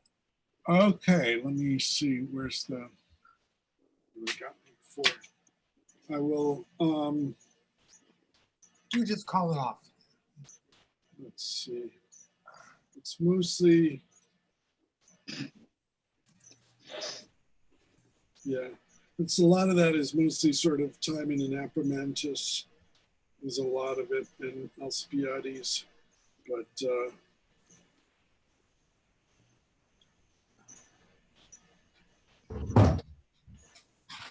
okay. Actually, okay. So let's see. What did I tell? All right, I'll let you. You could do like one of the bandits. I'll tell Jackie to just do. Let's see. Is there bandit 1? Yeah, you're the. How about the first bandit? On What page is that on? What page? Page 91. 91? Yeah. Yeah, sorry, page 91. Okay. All righty then. And yeah, we'll so Jackie, yeah, so you can read Senator 1, but with just Bandit 3, I'm gonna have Warren be Bandit 1 so we can have 3 different bandits for it. But we're now ready to, is everybody here ready for us to resume again with Act 3, Scene 5, and what page? It's on page 56, the bottom of page 56. It actually starts, the scene actually starts on 57, but at the bottom of 56, we have enter 3 senators at one door, Alcibiades meeting them with attendants. My lord, you have my voice too. The fault's bloody. 'Tis necessary he should die. Nothing emboldens sin so much as mercy.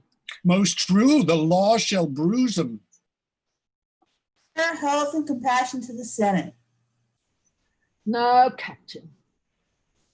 I am a humble student to your virtues, for pity is the virtue of the law, and none but tyrants use it cruelly. It pleases time and fortune to lie heavy upon a friend of mine, who in hot blood hath stepped into the law, which is past depth to those that, without heed, do plunge into it. He is a man, setting his fate aside of comely virtues, nor did he soil the fact with cowardice, an honor in him which buys out his fault, but with a noble fury and fair spirit. Seeing his reputation touched to death, he did oppose his foe, and with such a sober and unnoted passion, he did behoove his anger ere 'twas spent, as if he had but proved an argument. Oh, my lord. You cannot make gross sins look clear. To revenge is no valor, but to bear. It's actually the top of the page. Oh, Senator 1. You undergo too strict a paradox. striving to make an ugly deed look fair. Your words have took such pains as if they labored to bring manslaughter into form and set quarreling upon the head of valor, which indeed is valor misbegot, and came into the world when sects and factions were newly born. He's truly valiant that can wisely suffer the worst that man can breathe, and make his wrong his outsides to wear them like his raiment carelessly, and near prefer his injuries to his heart to bring it into danger. If wrongs be evils and enforce us kill, what folly 'tis to hazard life or ill. My lord, You cannot make gross sins look clear. To revenge is no valor, but to bear. my lords, then under favor, pardon me if I speak like a captain. Why do fond men expose themselves to battle and not endure all threats? Sleep upon it, and let the foes quietly cut their throats without repugnancy? If there be such valor in the bearing, what make me abroad? Why then, women are more valiant than stay at home if bearing carry it, and the ass more captain than the lion? The fellow loaden with irons wiser than the judge? If wisdom be in suffering. Oh, my lords, as you are great, be pitifully good, who cannot condemn rashness and cold blood. To kill, I grant, is sin's extreme disgust, but in defense, by mercy 'tis most just. To be in anger is impiety, but who is man that is not angry? Weigh but the crime with this. You breathe in vain. In vain? The service done at Lacedaemon and Byzantium were a sufficient briber for his life. What's that? Why say my lords has done fair service, and slain in fight many of your enemies? How full of valor did he bear himself in the last conflict and made plenteous wounds? He has made too much plenty with him. He's a sworn rioter. He has a sin that often drowns him and takes his valor prisoner. If there were no foes, there were enough to overcome him. In that beastly fury, he has been known to commit outrages and cherish factions. 'Tis inferred to us his days are foul and his drink dangerous. He dies. Hard fate. He might have died in war.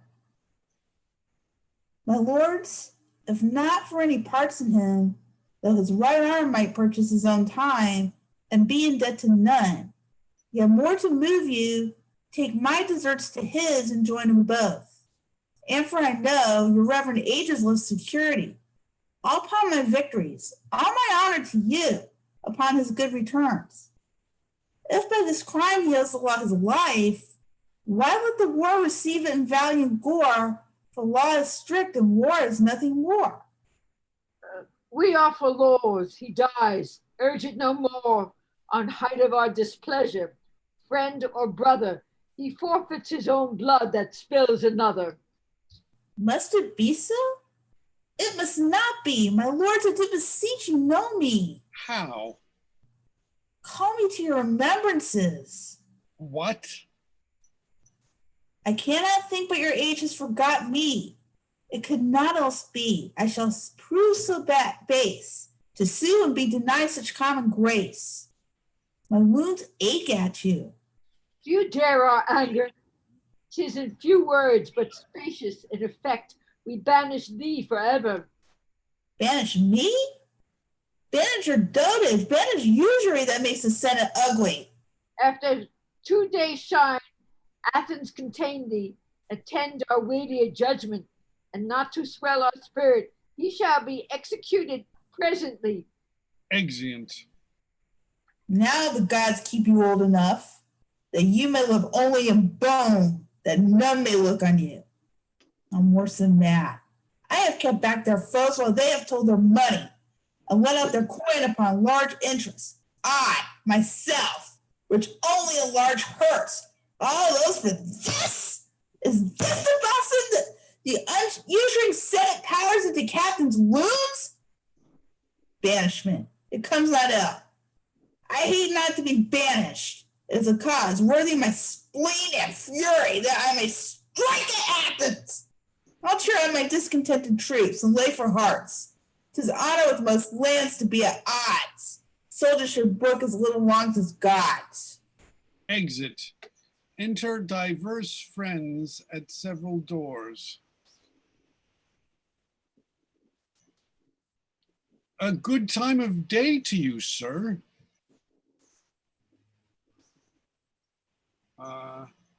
Isn't that whose friend? Oh, who's friend two? I also wish it to you. I think the honorable Lord did betray us this other day. Upon that were my thoughts, tiring when we encountered. I hope it is not so low with him as he made it seem in the trial of his several friends. It should not be by the persuasion of his new feasting. I should think so. He hath sent me an earnest inviting, which many my dear near occasions did urge me to put off, but he hath conjured me beyond them, and I must needs appear. In like manner was I in debt to my importunate business, but he would not hear my excuse. I am sorry when he sent to borrow of me that my provision was out.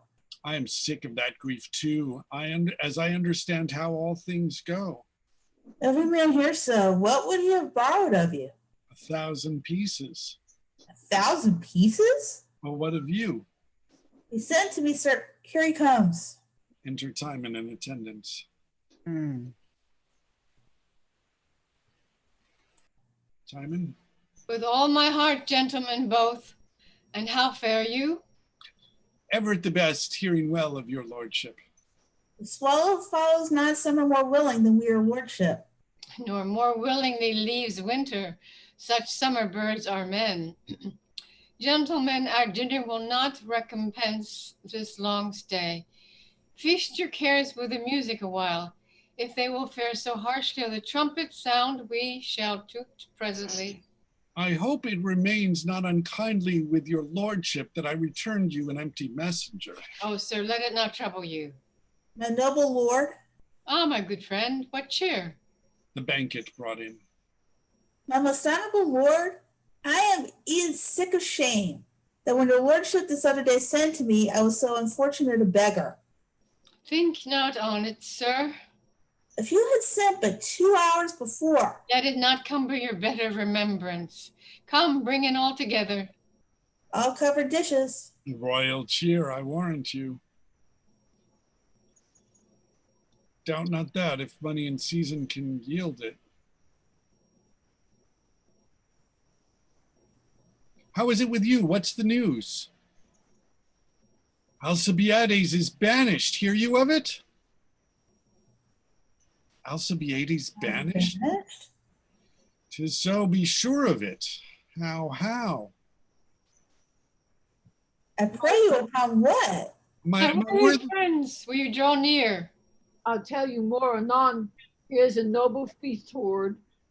This is the old man's still. Wilt hold? It does, but time will and so. I do conday. Each man to his stool, with that spur as he would to the lip of his mistress. Your diet shall be in all places alike. Make not a city feast of it, to let the meat cool ere we can agree upon the first place. Sit. The gods require our thanks. You great benefactors, sprinkle our society with thankfulness. For your own gifts, make yourselves praised. But reserve still to give, lest your deities be despised. Lend to each man enough that one need not lend to another. For were your godheads to borrow of men, men would forsake the gods. Make the meat be beloved more than the men that gives it.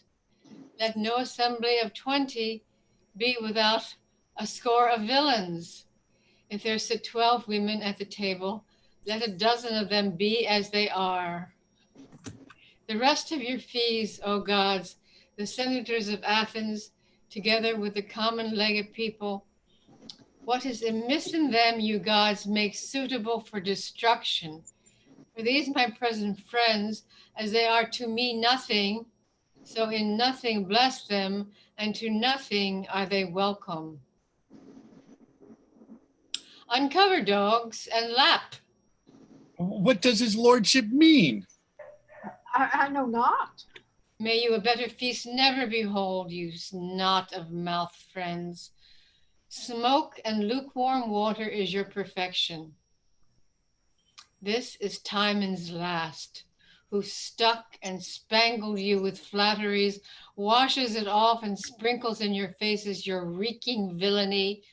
Live loathed and long, most smiling, smooth, detested parasites, courteous destroyers, affable wolves, meek bears, you fools of fortune, trencher friends, time's flies, cap'n, knee slaves, vapors and minute jacks of men and beasts, the infinite malady crust you quite o'er.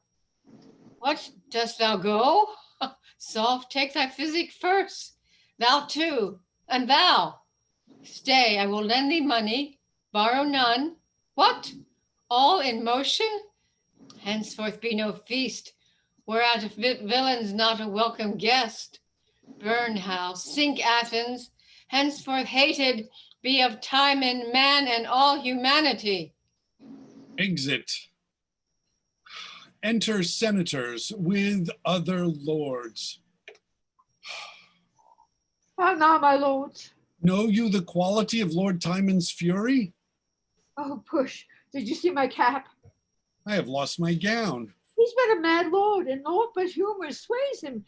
He gave me a jewel the other day, and now he has beat me out of my hat. Did you see my jewel? Did you see my cap? Oh, here it is. Oh, here lies my gown. Let's make no stay. Lord Timon's mad. I feel it upon my bones. One day he gives us diamonds, the next day stones. Exeunt the senators. Enter Tymon. Let me look back upon thee.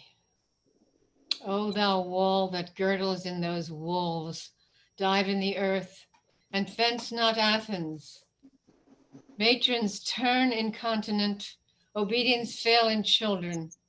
Slaves and fools pluck the grave wrinkled senate from the bench and minister in their steeds to general filths. Convert to the instant green virginity, do it in your parents' eyes. Bankrupts, hold fast rather than render back, out with your knives and cut your trusters' throats. Bound servants, steal large-handed robbers, your grave masters are, and pill by law. Maid, to thy master's bed, thy mistress is o'er the brothel.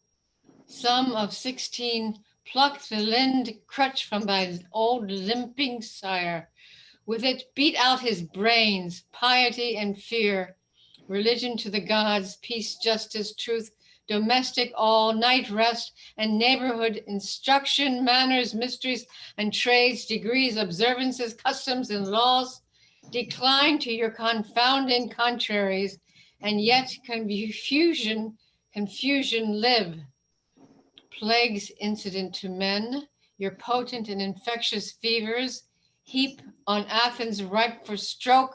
Thou cold sciatica, cripple our senators, that their limbs may halt as lamely as their manners, lust, and liberty.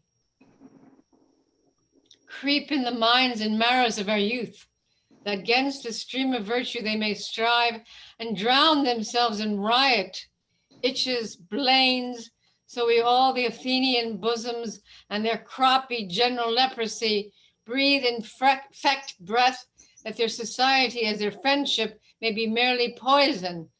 Nothing I'll bear from thee but nakedness, thou detestable town, take thou that too with multiplying bands. Timon will to the woods, where he shall find the unkindest beast more kinder than mankind. The gods confound, hear me, you good gods all, the Athenians both within and out that wall. And gaunt as Timon grows, his hate may grow to the whole race of mankind, high and low. Amen. Exit. Enter steward with 2 or 3 servants. Hear your master's reward. We are meaner, we are undone, cast off, nothing. Alack, my fellows, why should I say to you, let me be recorded by the righteous gods, I am as poor as you. Such a house broke, so noble a master fallen, all gone, and not one friend to take his fortune by the arm and go along with him. As we do turn our backs from our companion thrown into his grave, so his familiars to his buried fortune slink all away, leave their false vows with him, like empty purses picked, and his poor self a dedicated beggar to the air, with his disease of all shunned poverty, walks like contempt alone. More of our fellows, enter other servants. All broken instruments of a ruined house. Yet do our hearts wear Tymon's livery, that see I by our faces we are fellows still, serving alike in sorrow, leaked in our bark, and we poor mates stand on the dying deck, hearing the surge's threat, who must all part into the sea of air. Oh, good fellows all, that lives my wealth I'll share amongst you, wherever we shall meet for Tymon's sake. Let yet be fellows, let's shake our hands and say, as 'twere a knell unto our masters of for torture. We have seen better days. Let each make some. Nay, put out your hands, not one word more. Thus part we rich in sorrow parting. Oh, fierce wretchedness that glory brings us. What would we wish to be from wealth exempt, since riches prime to misery and contempt? What would be so much with glory as to live but in a dream of friendship? Ah, to have a pang, and what rate compounds, but only pain, like his tarnished of friends. Poor, honest Lord, brought low by his own heart, undone by goodness, strange, unusual blood. But man's worst sin is he do too much good, and then dares to be half so kind again. For bounty that makes gods that will more man, my dearest lords, blessed be most mourn, rich only to be wretched. Oh, thy great farness. Oh, made thy chief afflictions, alas, kind Lord. He flew into a rage from the ungrateful seat of monstrous friends.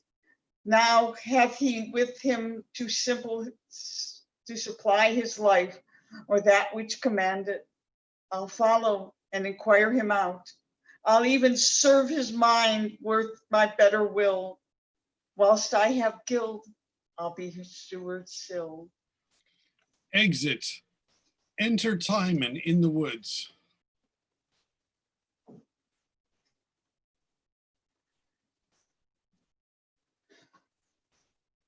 O blessed breeding sun, draw from the earth rotten humidity. Below thy sister's orb infect the air. Twin brothers of one womb, whose procreation, residence, and birth scarce is dividend, touch them with several fortunes, the greater scorns the lesser. Not nature, to whom all sores lay siege, can bear great fortune but by contempt of nature. Raise me this beggar, and deny it that Lord, the senator shall bear contempt hereditary, the beggar native honor. It is the pasture lards, the brother's sides, the want that makes him leave. Who dares? Who dares in purity of manhood stand upright and say, this man's a flatterer? If one be, so are they all. For every grease of fortune is smoothed by that below. The learned pate ducks to the golden fool. All's obloquy. There's nothing level in our cursed natures but direct villainy. Therefore be abhorred all feast societies and throngs of men, dissemblable. Yea, themself Tymon disdains. Destruction fang mankind. Earth yield me roots. Who seeks for better of thee, sauce his palate with the most operant poison. What is here? Gold? Yellow, glittering, precious gold? No gods, I am no idle votarist. Roots, you clear heavens. Thus much of this will make black, white, foul, fair, wrong, right, base, noble, old, young, coward, valiant. Ah, you gods, why this? What this, you gods? Why this? Will hug your priests and servants from your sides, pluck stout men's pillows from below their heads. This yellow slave will knit and break religions. Bless the accursed, make the whore, leprosy adored, place thieves and give them title, knee, and approbation with senators on the bench. This is it that makes the wapened widow wed again. She whom the spittle house and ulcerous sores would cast the gorge at. This embalms and spices to the April day again. Come, damn earth, thou common whore of mankind, that puts odds among the rout of nations. I will make thee do thy right nature. March, far off. A drum? Thou'rt quick, but yet I'll bury thee. Thou'lt go, strong thief, when gouty keepers of thee cannot stand. Nay, stay thou out for concern. Enter Alcibiades with drum and fife in warlike manner, and Phrynia and Timandra. What art thou there? Speak. A beast as thou art, the canker nor thy heart for showing me again the eyes of man. What is thy name? Is man so hateful to thee that art thyself a man? I am misanthropos, and hate mankind. For thy part I do wish thou wert a dog, that I might love thee something. I know thee well, but of thy fortunes am unlearned and strange. I know thee too, and more than that I know thee, I not desire to know. Follow thy drum, with man's blood paint the ground, ghouls. Ghouls. Religious canons, civil laws are cruel. Then what should war be? This fell whore of thine hath in her more destruction than thy sword, for all her cherubim look. Thy lips rattle. I will not kiss thee. Then the rot returns to thine own lips again. How How- come in the... That's my line, Jackie. Go ahead. How came the noble Tymon to this change? As the moon does, by wanting light to give. But then renew I could not like the moon. There were no suns to borrow of. Noble Tymon, what friendship may I do thee? None, but to maintain my opinion. What is it, Tymon? Promise me friendship, but perform none. If thou wilt not promise, the gods plague thee, for thou art a man. If thou dost perform, confound thee, for thou art a man. I've heard some sort of thy miseries. Thou sawest them when I had prosperity. I see them now. Them was a blessed time. As thine is now, held with a brace of harlots. Is this the Athenian minion whom the world bore so regardfully? Art thou Timandra? Yes. Be a whore still. They love thee not that use thee. Give them diseases, leaving with thee their lust. Make use of thy salt hours. Season the slaves for tubs and baths. Bring down rose-cheeked youth to the fub fast and the diet. Hang thee, monster. Pardon him, sweet Timandra, for his wits are drowned and lost in his calamities. I have a little gold of late, brave Tymon. The want whereof doth daily make revolt in my penurious band. I have heard and grieved how cursed Athens, mindless of thy worth, forgetting thy great deeds when neighbor states, but for thy sword and fortune trod upon them. I prithee beat thy drum and get thee gone. I am thy friend, and pity thee, dearest Hymen. How dost thou pity him whom ye dost trouble? I had rather be alone. Fare thee well, here's some gold for thee. Keep it, I cannot eat it. When I have laid proud Athens on a heap. Warst thou against Athens? Aye, Tymon, and have cause. The gods confound them all in thy conquest, and thee after when thou hast conquered. Why me, Tymon? That by killing of villains thou wast born to conquer my country. Put up thy gold. Go on. Here's gold. Go on. Be as a planetary plague when Jove will o'er some high vice city hang his poison in the sick air. Let not thy sword skip one.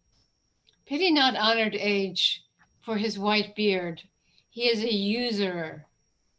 Strike me the counterfeit matron. It is her habit only that is honest. Herself's a bawd. Let not the virgin's cheek make soft thy trenchant sword, for those milk papes that through the window barn bore at men's eyes are not within the leaf of pity writ, but set them down horrible traitors. Spare not the babe whose dimpled smiles from fools exhaust their mercy. Think it a bastard whom the oracle hath doubtfully pronounced, the throat shall cut and mince it sans remorse. Swear against objects, put armor on thine ears and on thine eyes, whose proof nor yells of mothers, maids, nor babes, nor sight of priests in holy vestments bleeding shall pierce a jot. There's gold to pay thy soldiers, make large confusion, and thy fury spent, confounded be thyself. Speak not, be gone. Hast thou gold yet? I'll take the gold thou givest me, not all thy counsel. Dost thou or dost thou not heaven's curse upon thee? Give us some good gold, good Tymon, as thee more. Enough to make a whore forswear her trade, and to make whores a bawd. Shut up, you hold up, you sluts, your aprons mounted. You are not authable. Although I know you'll swear, terribly swear, into strong shudders and to heavenly agues, the immortal gods that hear you. Bear your oaths. I'll trust to your conditions. Be whores still. And he whose pious breath seeks to convert you, be strong in whore, allure him, burn him up, let your close fire predominate his smoke, and be no turncoats. Yet may your pains 6 months be quite contrary, and thatch your poor thin roofs with burthens of the dead. Some that were hanged, no matter. Wear them, betray with them, whore still, paint till a horse may mire upon your face, a pox of wrinkles. Well, more gold. What then? Believe it, that will do anything for gold. Consumption so in hollow bones of man, strike their sharp shins and mar men's spurring. Crack the lawyer's voice that he may never more false title plead, nor sound his quillet shrilly. Hoard the flamen that scolds against the quality of flesh and not believes himself. Down with the nose, down with it flat, take the bridge quite away of him that his particular to foresee smells from the general wheel. Make curled pate, bald ruffians, and let the unscarred braggarts of the war derive some pain from you. Plague all, that your activity may defeat and quell the source of all erection. There's more gold. Do you damn others and let this damn you? Do you damn others and let this damn you, and ditches grave you all? More counsel with more money, bounteous Tymon. More whore, more mischief first. I have given you earnest. Strike up the drum towards Athens. Farewell, Tymon. If I thrive well, I'll visit thee again. If I hope well, I'll never see thee more. I never did thee harm. Yes, thou spokest well of me. Caused thou that harm? Men daily find it. Get thee away, and take thy beagles with thee. We but offend him. Strike! Exeunt. That nature being sick of man's unkindness should yet be hungry.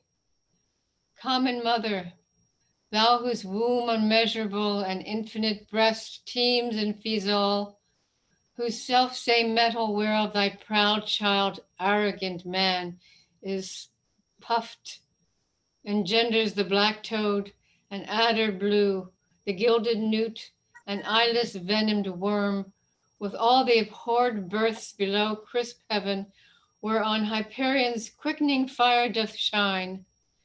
Yield him who all the humane sons do hate, from forth thy plenteous bosom one poor root, and sear thy fertile and conceptious womb, let it no more bring out ingrateful man. Go great with tigers, dragons, wolves, and bears, teem with new monsters whom thy upward face hath to the marbled mansion all above never presented. Oh, a root, dear thanks, dry up thy marrows, vines, and plough-torn leaves, whereof ingrateful man with licorice draughts and morsels unctuous greases his pure mind, that from it all consideration slips. Enter Epimantus. More man? Plague, plague! I was directed here. Men report thou dost affect my manners and dost use them. 'Tis then because thou dost not keep a dog whom I would imitate. Consumption catch thee. This is in thee a nature but infected, a poor unmanly melancholy sprung from change of fortune. Why this spade, this place, this slave-like habit, and these looks of care? Thy flatterers yet wear silk, drink wine, lie soft, hug their diseased perfumes, and have forgot that ever Tymon was. Shame not these woods by putting on the cunning of a carper. Be thou a flatterer now, and seek to thrive by that which has undone thee. Hinge thy knee, and let his very breath, whom thou'st observed, blow off thy cap, praise his most vicious strain, and call it excellent. Thou wast told this. Thou gavest thine ears, like tapsters that bid welcome to knaves in all approaches. 'Tis most just that thou turn, rascal. As thy wealth again, rascals should have it. Do not assume myself, my likeness. Were I like thee, I'd throw away myself. Thou hast cast away thyself, being like thyself, a madman so long, now a fool. What, thinkest that the bleak air, thy boisterous chamberlain, will put thy shirt on warm? Will these moist trees that have outlived the eagle page thy heels and skip when thou pointest out? Will the cold brook, candied with ice, coral the morning taste to cure thy overnight surfeit? Call the creatures whose naked natures live in all the spite of wreckful heaven, whose bare unhoused trunks to the conflicting elements exposed. Answer meet nature. Bid them flatter thee. Oh, thou shalt find. A fool of thee, depart. I love thee better now than ere I did. I hate thee worse. Why? Thou flatterest misery. I flatter not, but say thou art caitiff. Why dost thou seek me out? To vex thee. Always a villain's office, or a fool's. Dost please thyself in't? Aye. What, a knave too? If thou didst put the sour cold habits on to castigate thy pride, 'twere well. If thou dost it enforcedly. Thou courtier be again, wert thou not beggar? Willing misery outlives in certain pomp, is crowned before. The one is filling still, never complete.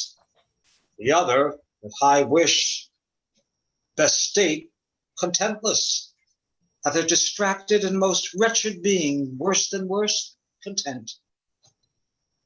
Thou shouldest desire to die, being miserable. Not by his breath, that is more miserable. Thou art a slave, whom fortune's tender arm with favor never clasped, but bred a dog. Hast thou, like us, from our first swath proceeded, the sweet degrees that this brief world affords, to such as may the passive drugs of it freely commence, thou wouldst have plunged thyself in general riot, melted down thy youth in different beds of lust, and never learned the icy precepts of respect, but followed this sugared game before thee. But myself, who had the world as my confectionery, the mouths, the tongues, the eyes, and hearts of men, at duty more than I could frame employment, that numberless upon me stuck, as leaves do on the oak, have with one winter's brush fell from their boughs and left me open, bare, for every storm that blows.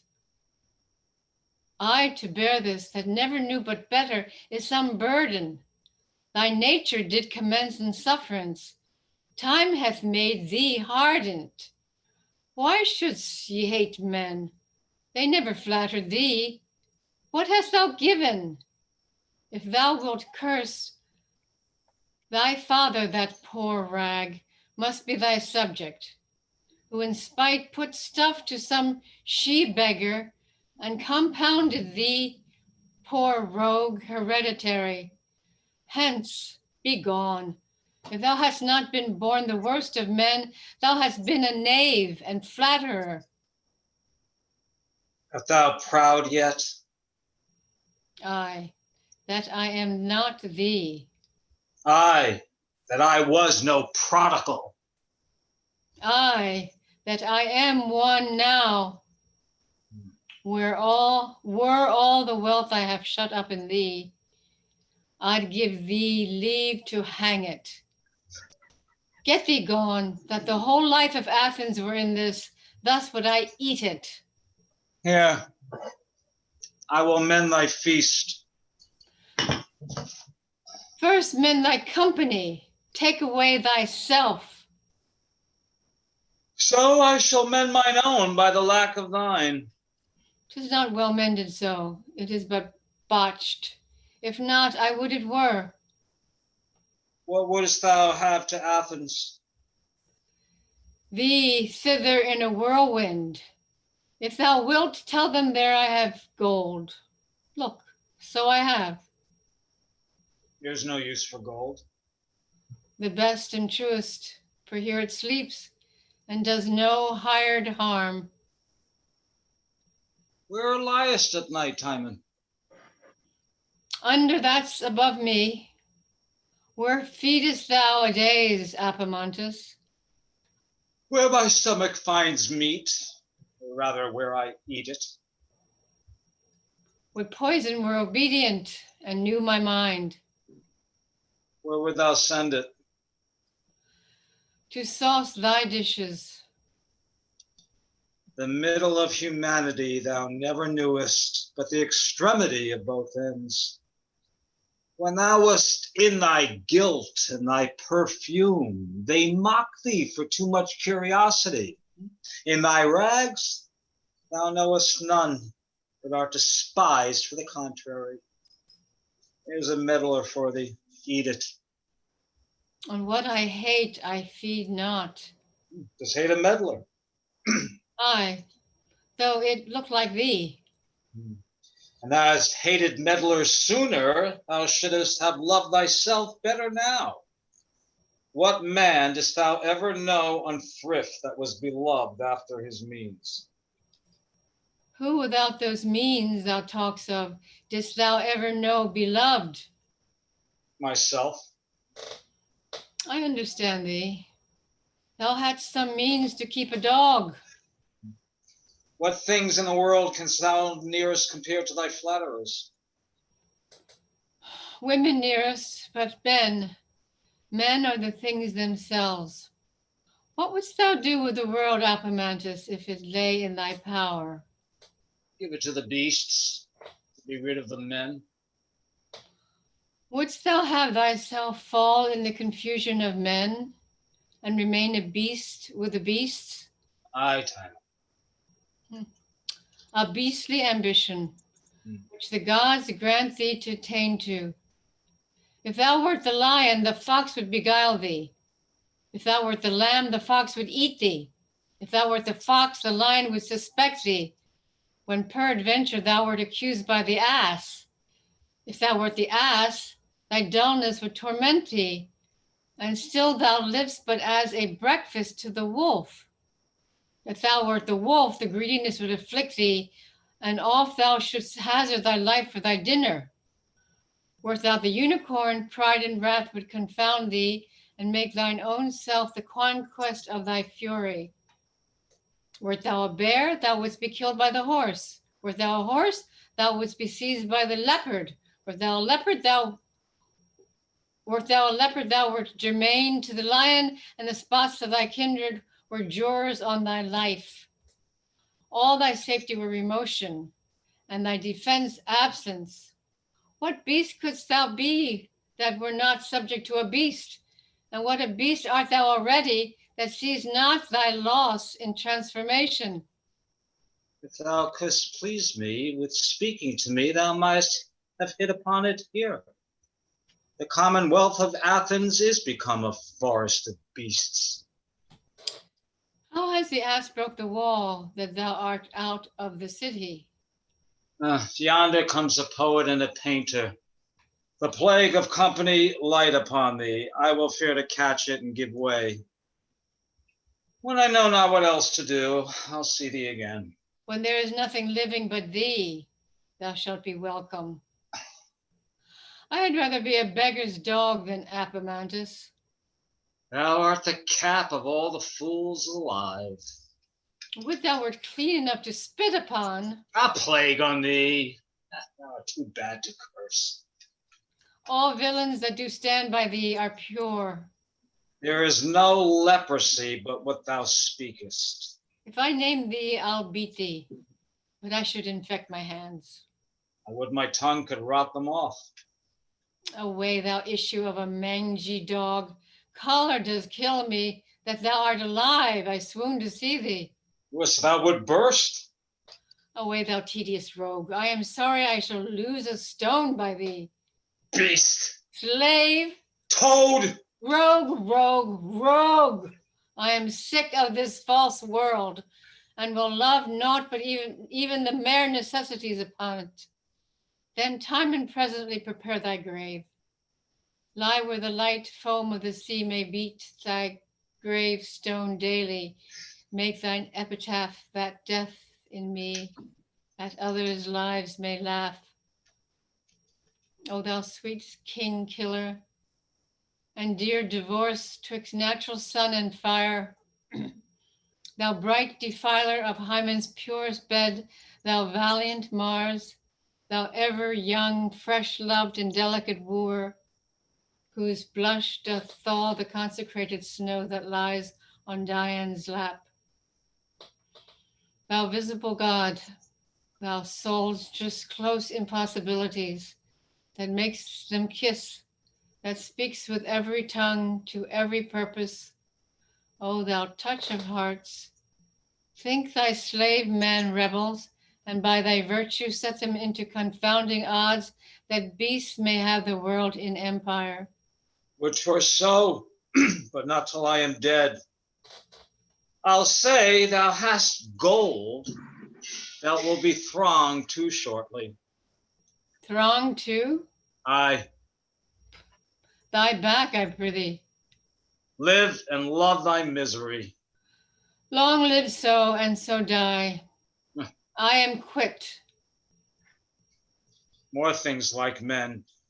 Eat, Tymon, and abhor them. Exit Epimantis. Enter the bandetti. Where should he have this gold? It is some poor fragment, some slender part of his reminder. The mere want of gold and the falling from his friends drove him into this melancholy. It is known he hath a massive treasury. Let us make the essay upon him. If he care not for it, he will supply us easily. If he covetously reserve it, how shall we get it? True, for he bears it not about him, 'tis hid. Is this not he? Where? 'Tis his description. See, I know him. Say Say thee, Tymon. then, Now, thieves, Soldiers, not not thieves. thieves. both too, and women's sons. We are not thieves, But but men men with much that want too much. Oh, your greatest want is you want much of meat. Why should you want? Behold, the earth hath roots. Within this mile break forth 100 springs. The oaks bear mass, the briars scarlet heps, the bounteous huswife nature on each bush lays her full mess before you. Want. Why want? We cannot live on grass, on berries, water, as beasts and birds and fishes. Nor on the beasts themselves, the birds and fishes. You must eat men. Yet thanks I must you con, that you are thieves professed, that you work not in holier shapes, for there is boundless theft in limited professions. Rascal thieves, here's gold. Go suck the subtle blood of the grapes, till the high fever seeth your blood to froth, and so scape hanging. Trust not the physician.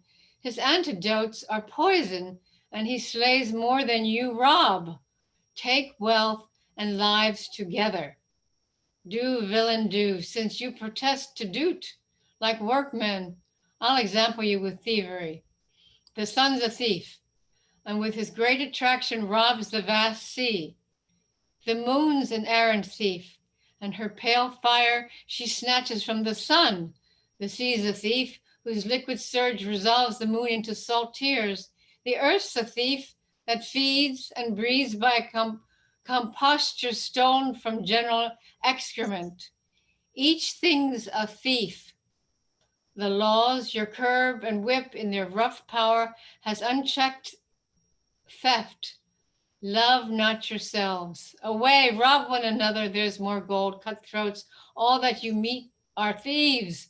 To Athens go, break open shops. Nothing can you steal, but thieves do loose it. Steal less, for this I give you, and gold confound you howsoe'er. Amen. Has almost charmed me from my profession by persuading me to it. It is in the manners of mankind that he thus advises us not to have us thrive in our mystery. I'll believe him as an enemy and give over my trade. Oh, let us first see peace in Athens. There is no time so miserable, but a man may be true. Exit thieves. Enter the steward to Tymon. Oh, you gods, oh, you despised and ruinous man, my lord. Oh, full of decay and failing. Oh, I wonder of good deeds,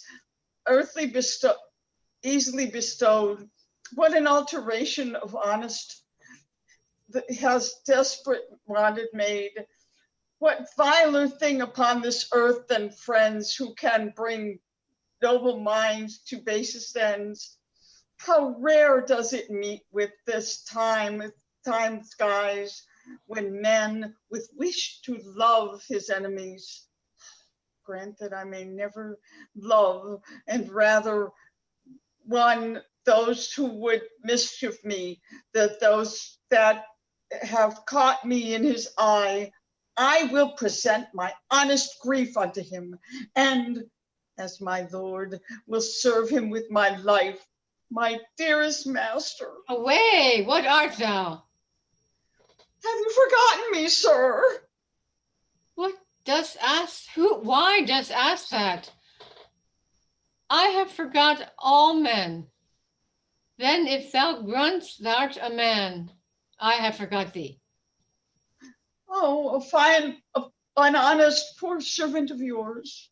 Oh, then I know thee not. I never had honest man about me.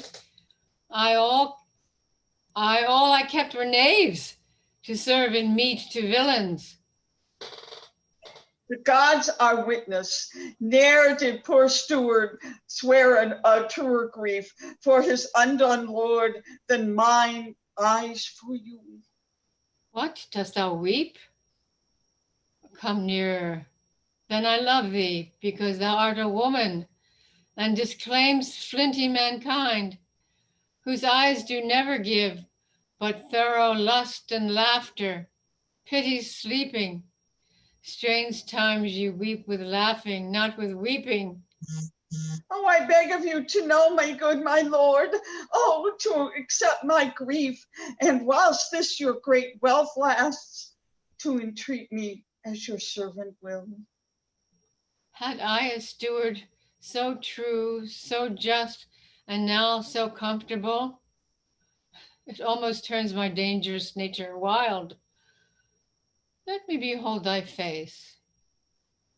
Surely this man was born of woman. Forgive my general and acceptless rashness, you perpetual sober gods.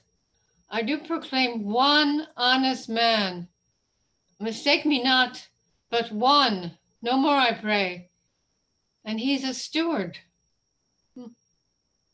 How fain would I have hated all mankind, and thou redeem'st thyself, but all save thee. I fell with curses. Methinks thou art more honest now than wise. For by oppressing and betraying me, thou mightst have sooner got another service. For many so arrive at second masters, upon their first lord's neck.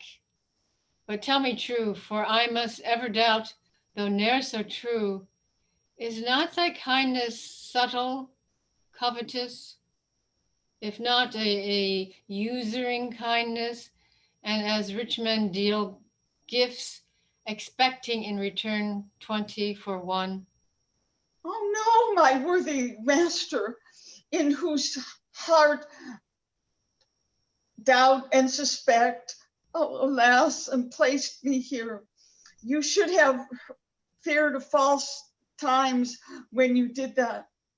Suspect will come where Jesus. Suspect will come where doubt and suspect, alas, are perfect too late. You should have feared false times when you did find suspect to comes where in a state is least. That which I showed heaven knows is merely love, duty, and zeal to your unmatched mind, care for your food and living, and believe it, my most honored Lord, for my benefit that points to me, either in hope or present, I'll exchange for this one wish, that you had power and wealth to require me by making rich yourself. Look thee, 'tis so, thou singly honest man. Here, take. The gods out of my misery have sent thee treasure. Go, live rich and happy, but thus conditioned. Thou shalt build from men, hate all, curse all, show charity to none, but let the famished flesh slide from the bone ere thou relieve the beggar. Give to dogs what thou deniest to men. Let prisons swallow them. Deaths wither them to nothing. Be men like blasted woods, and may diseases lick up their false bloods, and so farewell and thrive. Oh, let me stay and comfort you, my master. If thou hatest curses, stay not. Fly whilst thou art blessed and free. Ne'er see thou man, and let me ne'er see thee. Exit. Enter poet and painter. As I took note of the place, it cannot be far where he abides. What's to be thought of him? Does the rumor hold for true that he's so full of gold? Certain. Alcibiades reports it. Phrynica and Timon had gold of him. He likewise enriched poor straggling soldiers with great quantity. 'Tis said he gave unto his steward a mighty sum. Then this breaking of his has been but a try for his friends. Nothing else. You shall see him a palm in Athens again, and flourish with the highest. Therefore, 'tis not amiss we tender our loves to him in this supposed distress of his. It will show honestly in us, and is very likely to load our purposes with what they travail for. If it be a just and true report, that goes of his having. What have you now to present unto him? Nothing at this time but my visitation. Only I will promise him an excellent peace. Oh, I must serve him so too. Tell him of an intent that's coming toward him. Good as the best. Promising is the very air of the time. It opens the eyes of expectation. Performance is ever the duller for his act, and but in the plainer and simpler kind of people, the deed of saying is quite out of use. The promise is most courtly and fashionable. Performance is a kind of will or testament which argues a great sickness in his judgment that makes it.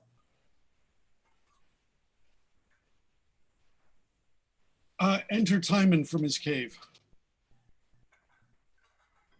Excellent workman! Thou canst not paint a man so bad as is thyself. I am thinking what I shall say I have provided for him. It must be a personating of himself, a satire against the softness of prosperity, with a discovery of the infinite flatteries that follow youth and opulency. That must thou needs stand up for a villain in thine own work? Wilt thou whip thine own faults in other men? Do so, I have gold for thee. Nay, let's seek him. Then do we sin against our own estate, when we may profit meet and come too late. True. When the day stirs before black horn of night, find what thou wants by free and offered light. Come. I'll meet you at the turn. What a god's gold that he is worshipped in a baser temple than where swine feed. 'Tis thou that rickst the bark and ploughst the foam. Settlest admired reverence in a slave, to thee be worshipped, and thy saints for aye. Be crowned with plagues that thee alone obey. Fit I meet them. Hail, worthy Tymon! Our late noble master. Have I once lived to see two honest men? Sir, having often of your open bounty tasted, hearing you are retired, your friends fallen off, whose thankless natures or abhorred spirits, that all the whips of heaven are large enough what to you, whose star-like lobelessness gave life and influence to the whole being? I am rapt and cannot covet the monstrous bulk of this ingratitude with any size of words. Let it go. Naked men may see it the better. You that are honest, by being what you are, make them best seen and known. He and myself have travailed in the great shower of your gifts, and sweetly felt it. Aye, you are an honest man. We are hither come to offer you our service. Most honest men. Why, how shall I requite you? Can you eat roots and drink cold water? No? Oh, what we can do, we'll do your service. You are honest men. Ye have heard that I have gold. I'm sure you have. Speak truth. You are honest men. So it is said, my noble lord, but therefore came not my friend nor I. Good honest men. Thou drawest a counterfeit best in all Athens. Thou'rt indeed the best. Thou counterfeitest most lively. So, my lord. E'en so, sir, as I say. And for thy fiction, why thy verse swells with stuff so fine and smooth that thou art even natural in thine art. But for all this, my honest natured friends, I must needs say you have a little fault. Marry, 'tis none monstrous in you, neither wish I you take much pains to mend. Beseech your Lord, honor to to know to make us. it known to us. Oh, you'll take it ill. I'm most thankful, Most my thankfully, lord. my lord. Will you indeed? Doubt it not, That is my not lord. word, Lord. Ah, there's never a one of you but trusts the knave. That mightily deceives you. Do we? Do we, my lord? Aye, and you hear him cog, see him dissemble, know his gross patchery, love him, feed him, keep in your bosom, yet remain assured that he's a made-up villain. I know none such, my lord. Nor I. Look you, I love you well. I'll give you gold. Rid me these villains from your companies. Hang 'em or stab 'em, drown 'em in a draught, confound them by some course, and come to me. I'll give you gold enough. Name the My night, Lord. lord, let's know them. You that way and you this, but two in company, each man apart, all single and alone, yet an arch villain keeps him company. If where thou art, two villains shall not be. Come not near him. If thou wouldst not reside, but where one villain is, then him abandon. Hence, pack, there's gold. You came for gold, ye slaves. You have work for me. There's payment, hence. You are an alchemist, make gold of that. Out, rascal dogs. Exeunt. Enter steward and two senators.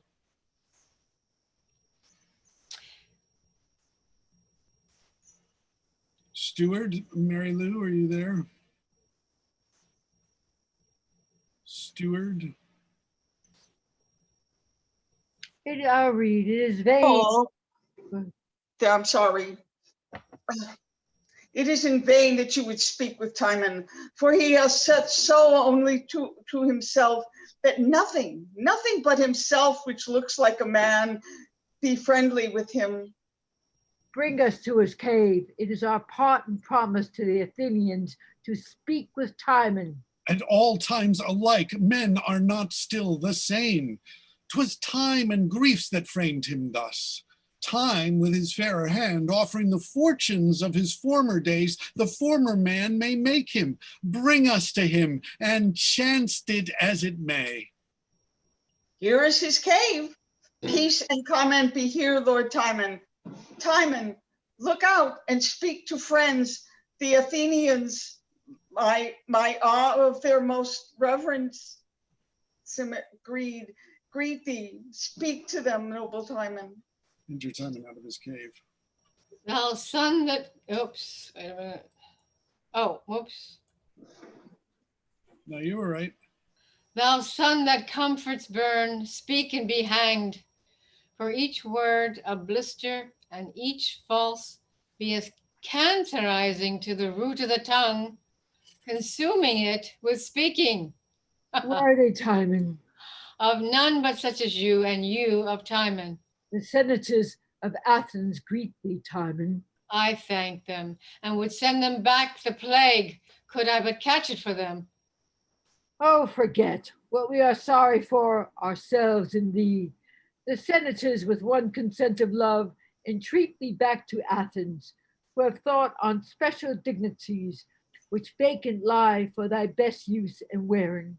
They confess toward thee forgetfulness too general gross, which now the public body, which doth seldom play the recanter, feeling in itself a lack of Timon's aid, hath since with all of it own fall restraining aid to Tymon, and send forth us to make their sorrowed render, together with a recompense more fruitful than their offense can weigh down by the dram. I even such heaps and sums of love and wealth as shall to thee blot out what wrongs were theirs, and write in thee the figures of their love, ever to read them thine. You witch me in it. Surprise me to the very brink of tears. Lend me a fool's heart and a woman's eyes, and I'll beweep these comforts, worthy senators. Therefore, so please thee to return with us, and of our Athens, thine and ours, to take the captainship. Thou shalt be met with thanks, allowed with absolute power, and thy good name live with authority. So soon we shall drive back of Alciabas, the approaches wild, who like a boar too savage doth root up his country's peace. And shakes his threatening swords against the walls of Athens. Therefore, Tymon. Well, sir, I will, sir, thus. If Alcibiades kill my countrymen, let Alcibiades know this of Tymon, that Tymon cares not. But if he sack fair Athens, and take our goodly aged men by the beards, giving our holy virgins to the stain of contumelious, beastly, mad-brained war, then let him know and tell him Timon speaks it. In pity of our aged and our youth, I cannot choose but tell him that I care not, and let him take at worst. For their knives care not, while you have throats to answer. For myself, there's not a whittle in the unruling camp, but I do prize it and my love before the reverend's throat in Athens. So I leave you to the protection of the prosperous gods as thieves to keepers. Stay not, all's in vain. Well, I was writing of my epitaph. It will be seen tomorrow. My long sickness of health and living now begins to mend, and nothing brings me all things. Go, live still, be Alcibiades your plague, you his, and last so long enough. We speak in vain. But yet I love my country and am not one that rejoices in the common rack, as common brewy doth put it. That's well spoke. Commend me to my loving countrymen. These words become your lips as they pass through them. And enter in our ears like great triumphers in their applauding gates. Commend me to them and tell them that to ease them of their griefs, their fears of hostile strokes, their aches, losses, their pangs of love, and with other incident throes, that nature's fragile vessel doth sustain in life's uncertain voyage, I will some kindness do them. I'll teach them to prevent wild Alcibiades' wrath. I like this well, he will return again. I have a tree which grows here in my close, that mine own use invites me to cut down, and shortly must I fell it. Tell my friends, tell Athens, in the sequence of degree, from high to low throughout, that whoso please to stop affliction, let him take his haste. Come hither ere my tree hath felt the axe, and hang himself. I pray you do my greeting. Trouble him no further, thus you still shall find him. Come not to me again, but say to Athens, Timon hath made his everlasting mansion upon the beached verge of the salt flood, who once a day with his embossed froth the turbulent surge shall cover. Thither come, and let my gravestone be your oracle. The lips let 4 words go by, and language end. What is amiss? Plague and infection mend. Graves only be men's works, and death their gain. Sun, hide thy beams. Timon hath done his reign. Exit Tymon. His discontents are irremovably coupled to nature. Our hope in him is dead. Let us return and strain what other means is left unto us in our deep peril. It requires swift foot. Thou hast painfully discovered. Are his files as full as thy report? I have spoke the least. Besides, his expedition promises present approach. We stand much hazard if they bring not Tymon.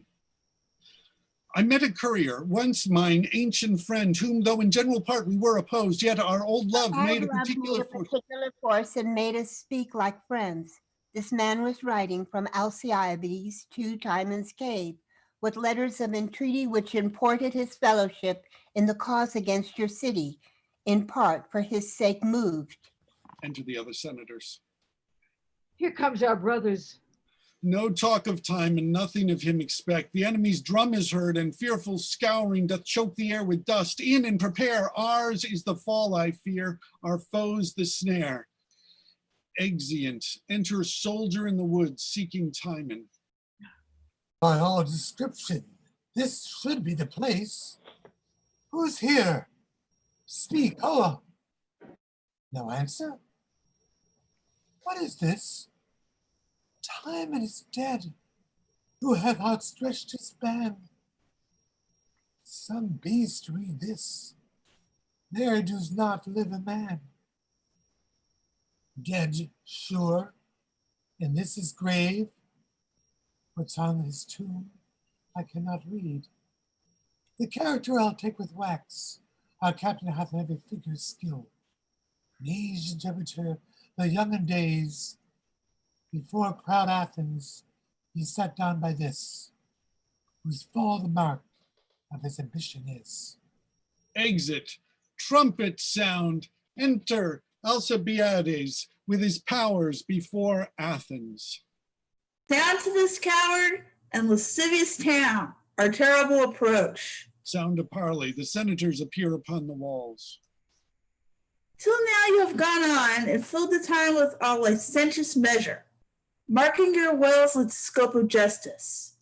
Till now, myself and such as slept within the shadow of your power have wandered with our traverse arms and breathed our sufferance vainly. Now, the time is flush, when crouching marrow and the bare strong cries of itself no more. Now breathless wrong shall sit and pant in your great chairs of ease, and bursty insolence shall break his wind with fear and hard flight. Noble and young, when thy first griefs were but a mere conceit, ere thou hadst power, or we had a cause of fear, we sent to thee to give thy rages balm, to wipe out our ingratitude with loves above their quantity. So did we woo transformed Tymon to our city's love by humble message and by promised means. We were not all unkind, nor all deserve the common stroke of war. These walls of ours were not erected by their hands from whom you have received your grief, nor are they such that these great towers, trophies, and schools should fall for private faults in them. Nor are they living who were the motives that you first went out. Shame that they wanted, cunning in excess hath broke their hearts. March, noble lord, into our city with thy banner spread by decimation and a tithe of death. If thy revenge is hunger for that food which nature loathes, take thou the destined tenth, and by the hazard of the spotted die, let die the spotted. Oh, all have not offended. For those that were, it is not square to take on those that are. Revenge, crimes like lands are not inherited. Then, dear countrymen, being in thy ranks, but leave without thy rage, spare thy Athenian cradle, and those kin which in the bluster of thy wrath must fall with those that have offended like a shepherd. Approach the fold and call the infected forth, but kill not all together. What thou wilt, thou rather shalt enforce it with thy smile than hew to it with thy sword. Set but thy foot against our rampart gates, and they shall open. So thou wilt send thy gentle heart before to say thou entered friendly.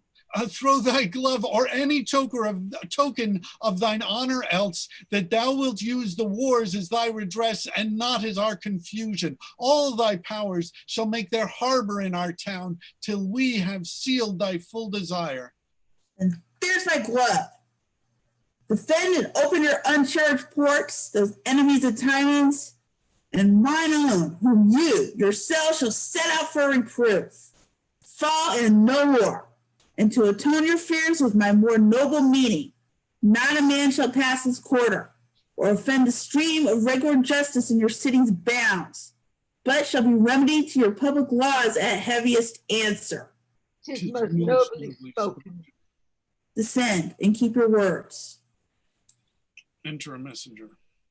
My noble general, Tymon is dead, entombed upon the very hem of the sea, and on his gravestone, this in sculpture which was wax I brought away, whose soft impression interprets for my poor ignorance. Here lies a wretched corse, of wretched soul bereft. Seek not my name. A plague consume you, wicked caitiffs left. Here lie I, Tymon, who alive all living men did hate. Pass by and curse thy fill, but pass and stay not here thy gate. These well express in thee thy latter spirits. Though thou abhorrest in us our humane griefs, scornest our brains flow, and those are droplets, which from nature fall, yet rich conceit taught thee to make vast Neptune weep for I on that low grave, on faults forgiven. Dead is noble Tymon, of whose memory hereafter more. Bring me into your city, and I will use the olive with my sword. Make war breed peace, may peace stint war. Make each prescribe to other as each other's leech. Let our drums strike. Woo! Katie and Tini, yay! Well done. Yes, yes. Thank you all very much. Yes. Good job. Excellent job. Thank you. Thank you, Kitty, and Michael and everyone. I'll promote all of the our attendees to panelists in case they have anything they want to say. But thank you all very much. Really, really good job. So thank you. What a play. Yeah. Whew. I'd like to say a couple of things. First of all, apologies. I screwed up at least 10 lines tonight. And It happens. I know. And I want to say to Mary Lou that I empathize with her, because there's nothing more frustrating than coming on this thing and having technical problems. But Having that problem reminded me something of what, you know who E. Catherine Kerr is. She said to us once that anything that happens during rehearsal or a process, put it into the work. And you did. You did. You're frustrated, and it was great because it served the character, the part you were reading. Well, if I had the page numbers on there, it would have been a whole lot better. But I'm scrolling through the thing, and then all of a sudden my Kindle just goes. But all that frustration was there in Flavius. Michael, who was it that told you that? E. Catherine Kerr. E. Catherine Kerr. Yeah. Did you see the play Cloud 9? No, I know of it. I said to her once, "Is that what puts you on the map?" She said, "I don't know. Am I on the map?" You've seen her in movies too. She was really good, actually. She's a good teacher. And I know the play was directed by Tommy Toon. yes, she said the same thing happened. Did you ever see the movie Silkwood? Yes. Okay, this is important. Do you remember the scene where Meryl Streep is in the bathroom and she plays her friend? She had a brown wig. She has red hair, but she had brown wig on for the movie. She plays her friend who comes and tells her that the plant was shut down because of a leak the other night, because she was supposed to take her place. So she enters from the bathroom stall. They yelled, "Roll, camera, action," and she suddenly got a tickle in her throat. She said, "What am I going to do? Yell cut?" She came out coughing. It made the scene so much more interesting rather than just exposure about the plant shutting down. She had a cough and she's giving out this information. The plant shut down last night. And it was perfect. Nicholas kept it. He didn't yell cut. He kept it. So things like that happen for a reason. Oh yeah. Yeah, well, and I mean, that's also a thing that I'm sort of noticing about these readings is that they're still, even though we're not all together in the same room, they still sort of happen live, you know, and so there's also sometimes you just, sometimes, I mean, just want to sort of step in to keep things moving sometimes. And I'm sorry if I step on people's toes by doing that, but I just think that, that it was, I think it was good some of the times that just, like with Mona, you're still there, right? A few times when people started and then you just got your line and then you just took it over. So that I think is the way to sort of handle those things. This is a great learning lesson, I think. Yeah, boy. Well, I really liked Apomantus. He was funny too. Oh, he is a fun character. That's why I wanted to do him. The other one I love is Lucullius. Where's Eleanor? She left? Yeah. Lucullius is this is the fun little part. No, Michael, thank you for reading it so well. Well, you're sweet, even though I screwed up my words now and then. Thank you. Everybody screwed up their Yeah. See, I didn't notice so much with most of you today. Everybody else seemed to do it smoothly. So many words. Yeah, especially I felt for you, Kitty. I mean, in those last things when he just goes on and on and on. I felt for me too. Let me tell you that. Oh yeah. Iago. I didn't know the play, and I hadn't gotten to read it all, so it was this constant surprise, this constant climbing a mountain. Oh no, here comes another mountain. Yes, he's a very good. Down and then they've got two lines and then up another one. Railing about everything and just and there's so much of it because it's interesting that this was a play as far as packed. That it wasn't done in Shakespeare's lifetime. They didn't really? Oh, never. Performed until like 1750 or something. And there's still question about is he the solo author? It doesn't feel like it to me, does it? To you? Yeah. Some people have also suggested Middleton is another possible writer for it. But it's also, I mean, because it looks like it was something, and because there's certain parts of it that you sort of see, like in terms of, I mean, some of the stuff with Tymon and sort of like in Cymbeline and Posthumous and sort of like railing against everything, that there's stuff like that and other sorts of suggestions of some of the later plays, but it is just so much rant. And it also does, I mean, especially with our, I guess as we're getting more used to getting an idea of what it's like to live with a plague, I mean, there are a lot of references to plague in this.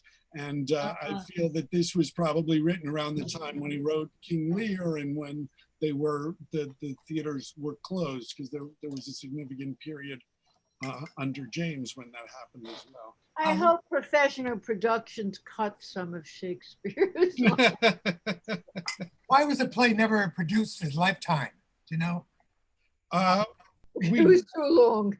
No, I don't know. I mean, we don't know. We just sort of know there's records of pretty much all of them being produced, and it probably would have just been a lost play, except apparently when they were doing the first folio, they weren't sure they had rights to Troilus and Cressida. And I guess they've gotten from various correspondents that they then were like, oh, well, we've got this other play, Tymon of Athens, we'll put that in. And so that's why Tymon of Athens is in the tragedies. And then Troilus and Cressida, they did get the rights for it. So that sort of goes in right before the tragedies, but in sort of a different numbering scheme. Wait a minute, rights from who? Because I thought there were no rights to plays at that time. There were definitely rights. There was copyright. It was, I mean, it was for the publishers because they published another edition of it that they were still trying to sell. So they had rights to it as a book.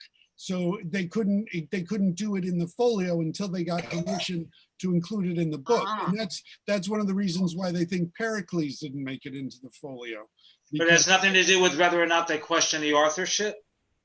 Well, I mean, I don't know. I don't know, but that's one of the thoughts about it is because of these other sorts of publishing rights. And so it was believed it wasn't even played until 1750. And actually, when Brian Bedford did it on Broadway a few years back from the Stratford Festival, it was nominated for Best Revival, but actually it should have been nominated for Best Play because it had never been performed on Broadway before. Ah, So.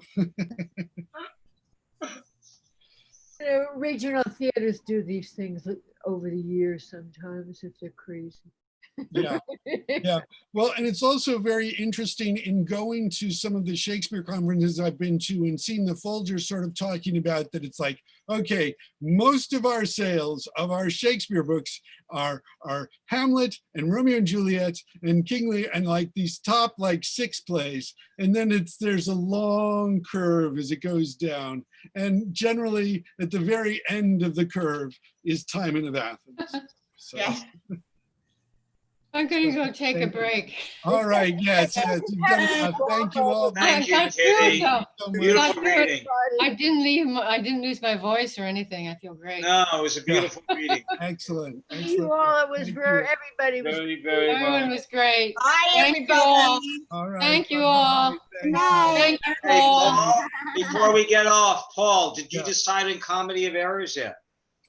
I decided, yes, we're doing Comedy of Errors. Have I know, you got- decided on all the cast yet? No, I haven't yet. I've decided on some of the cast, but like Kitty's going to be doing Adriana, and Ken's doing one Dromio. Tony's doing another Dromio. Oh, so I don't get a Dromio. I wanted to do a Dromio. Anybody doing the nun yet? I do the nun. Actually, I'm sorry, I gave Morna Martell's going to do it, so she's Oh, going to do okay. the nun. Well, who am I doing? Not the hooker. Do you I have wanted to do one of the Dromios. Okay, well, do you want to do one of the Antipholuses? Or Oh, or you could do the jeweler. So let's see. But Jackie, you could do. Let me see. can I do the jeweler and the father? No. Jeweler's Does not anybody so have the hooker then, the countess, or I'm too old? for that? No. You can do the hooker. You can do the hooker. Okay. Jennifer, are you up for it? You want to do Luciana? Jennifer? Oh, yeah, I can do that. Luciana? Okay, great. And actually, I'm sorry, I've already got Derek for the jeweler and Angus for the father. So so let's see, what else does that leave? That's all the other ones are the Antipholuses. I don't have Antipholuses yet.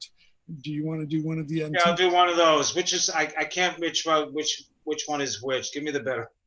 Give me the big one. Yeah, I'm Ken. here first. Yes, Ken, hi. Yeah. I would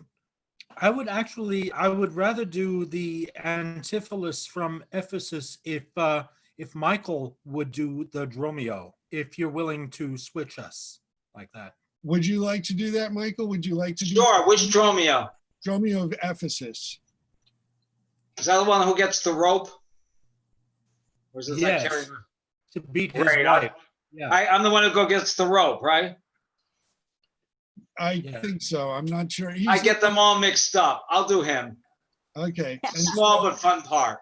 so Ken, you'll be doing then Antipholus of Ephesus. So I'm doing Dromio of Ephesus. Okay. Great. Great. And- Dromio of Ephesus. Great. And you're doing Antipholus of Ephesus, Ken. So And you still need an Antipholus I'm of Syracuse.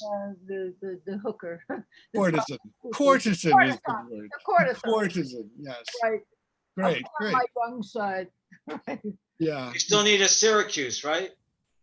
Yeah, actually, I've got one other person I can probably use for When are that. you doing that? Do you know yet? What? We're doing it Saturday. on Saturday. This Saturday? Yeah. Oh, what time? 1 What 1 o'clock? 1 o'clock. Actually, we'll probably start about 1:15, 1:20 because we're going to read the Declaration of Independence first. Okay. Because it's the Fourth That's of good. July. As long as we don't do sing the Star Spangled Banner. Yeah, I will try and dissuade Eleanor. Not for nothing, but I despise that song. I Oh, me refuse. too. It's not a, no, we need, this land is your land, this There land you is our go. land. That's what America the Beautiful is a gorgeous America the song. Beautiful, I would support that as well. But I'm telling you, man, the bombs bursting in air. I've never got the glamour of all that. Well, let us know why- before so I can print the song so I can sing with you all, since I don't know some of them that well. I've never. We could do, I'm sorry, we could do the Star Spangled Banner with the original words. Only when it with was Jimi Hendrix playing it will I listen. originally a British drinking song. And I do know Is it based on that? It is, isn't it? Yeah. Yes. What are the Yes. what are the lyrics? Do you have them? I can't tell you them right now, but they were reconstructed for the musical 1600 Pennsylvania Avenue. It's gotta be that on Leonard YouTube. Bernstein on and YouTube. A Lerner put Oh. together. They Yeah. They All right. I mean, I at the risk of reconstructed- sounding like a communist, I think the International is actually a beautiful song. You know, for a national anthem, you know, the lyrics are beautiful, the sound of this song, and also the French. I love the French anthem. Isn't that, oh, that's the Marseillaise, right? Yeah. I think- Yes, in Casablanca, I cry every time they sing it in that Casablanca. is one of the greatest. I love that scene. One of the greatest of the power of music and art. But we're not going to do any singing on the on the 4th. We're just going to be reading the Declaration of Independence, and then we'll be doing Comedy of Errors. And Well, I'll be think posting that's the Jimi song. Hendrix Star Spangled Banner on my Facebook. Bye. All right, take care, Jackie. Good night, kiddos. I will send you guys all Good the night. links for the. Okay, Dromio of Theseus, and I'll see you. See you And- Saturday. Yeah, see you Saturday. Thank you, Jennifer. All right. Thank you, Mike. Bye-bye. Night. Ken. All right, take care. Bye. Bye-bye. Bye. Bye. Ken. Okay. All righty. So I guess, and Lulu, thank you so much, Lulu. Really appreciate you hanging out for this, and yeah. So thanks so much, and I hope you will. I'll send you stuff about Comedy of Errors. This was quite a lot in this play, but thank you, thanks so much, and I will yeah, I'll see you soon, or you'll see me soon, and we'll do Comedy of Errors on Saturday. And thank you so much for attending the Instant Shakespeare Company reading of Tymon of Athens. Good reading, Paul. Thank you, Lulu. Thanks Good so night. much for staying. Good night. Bye-bye. Bye bye.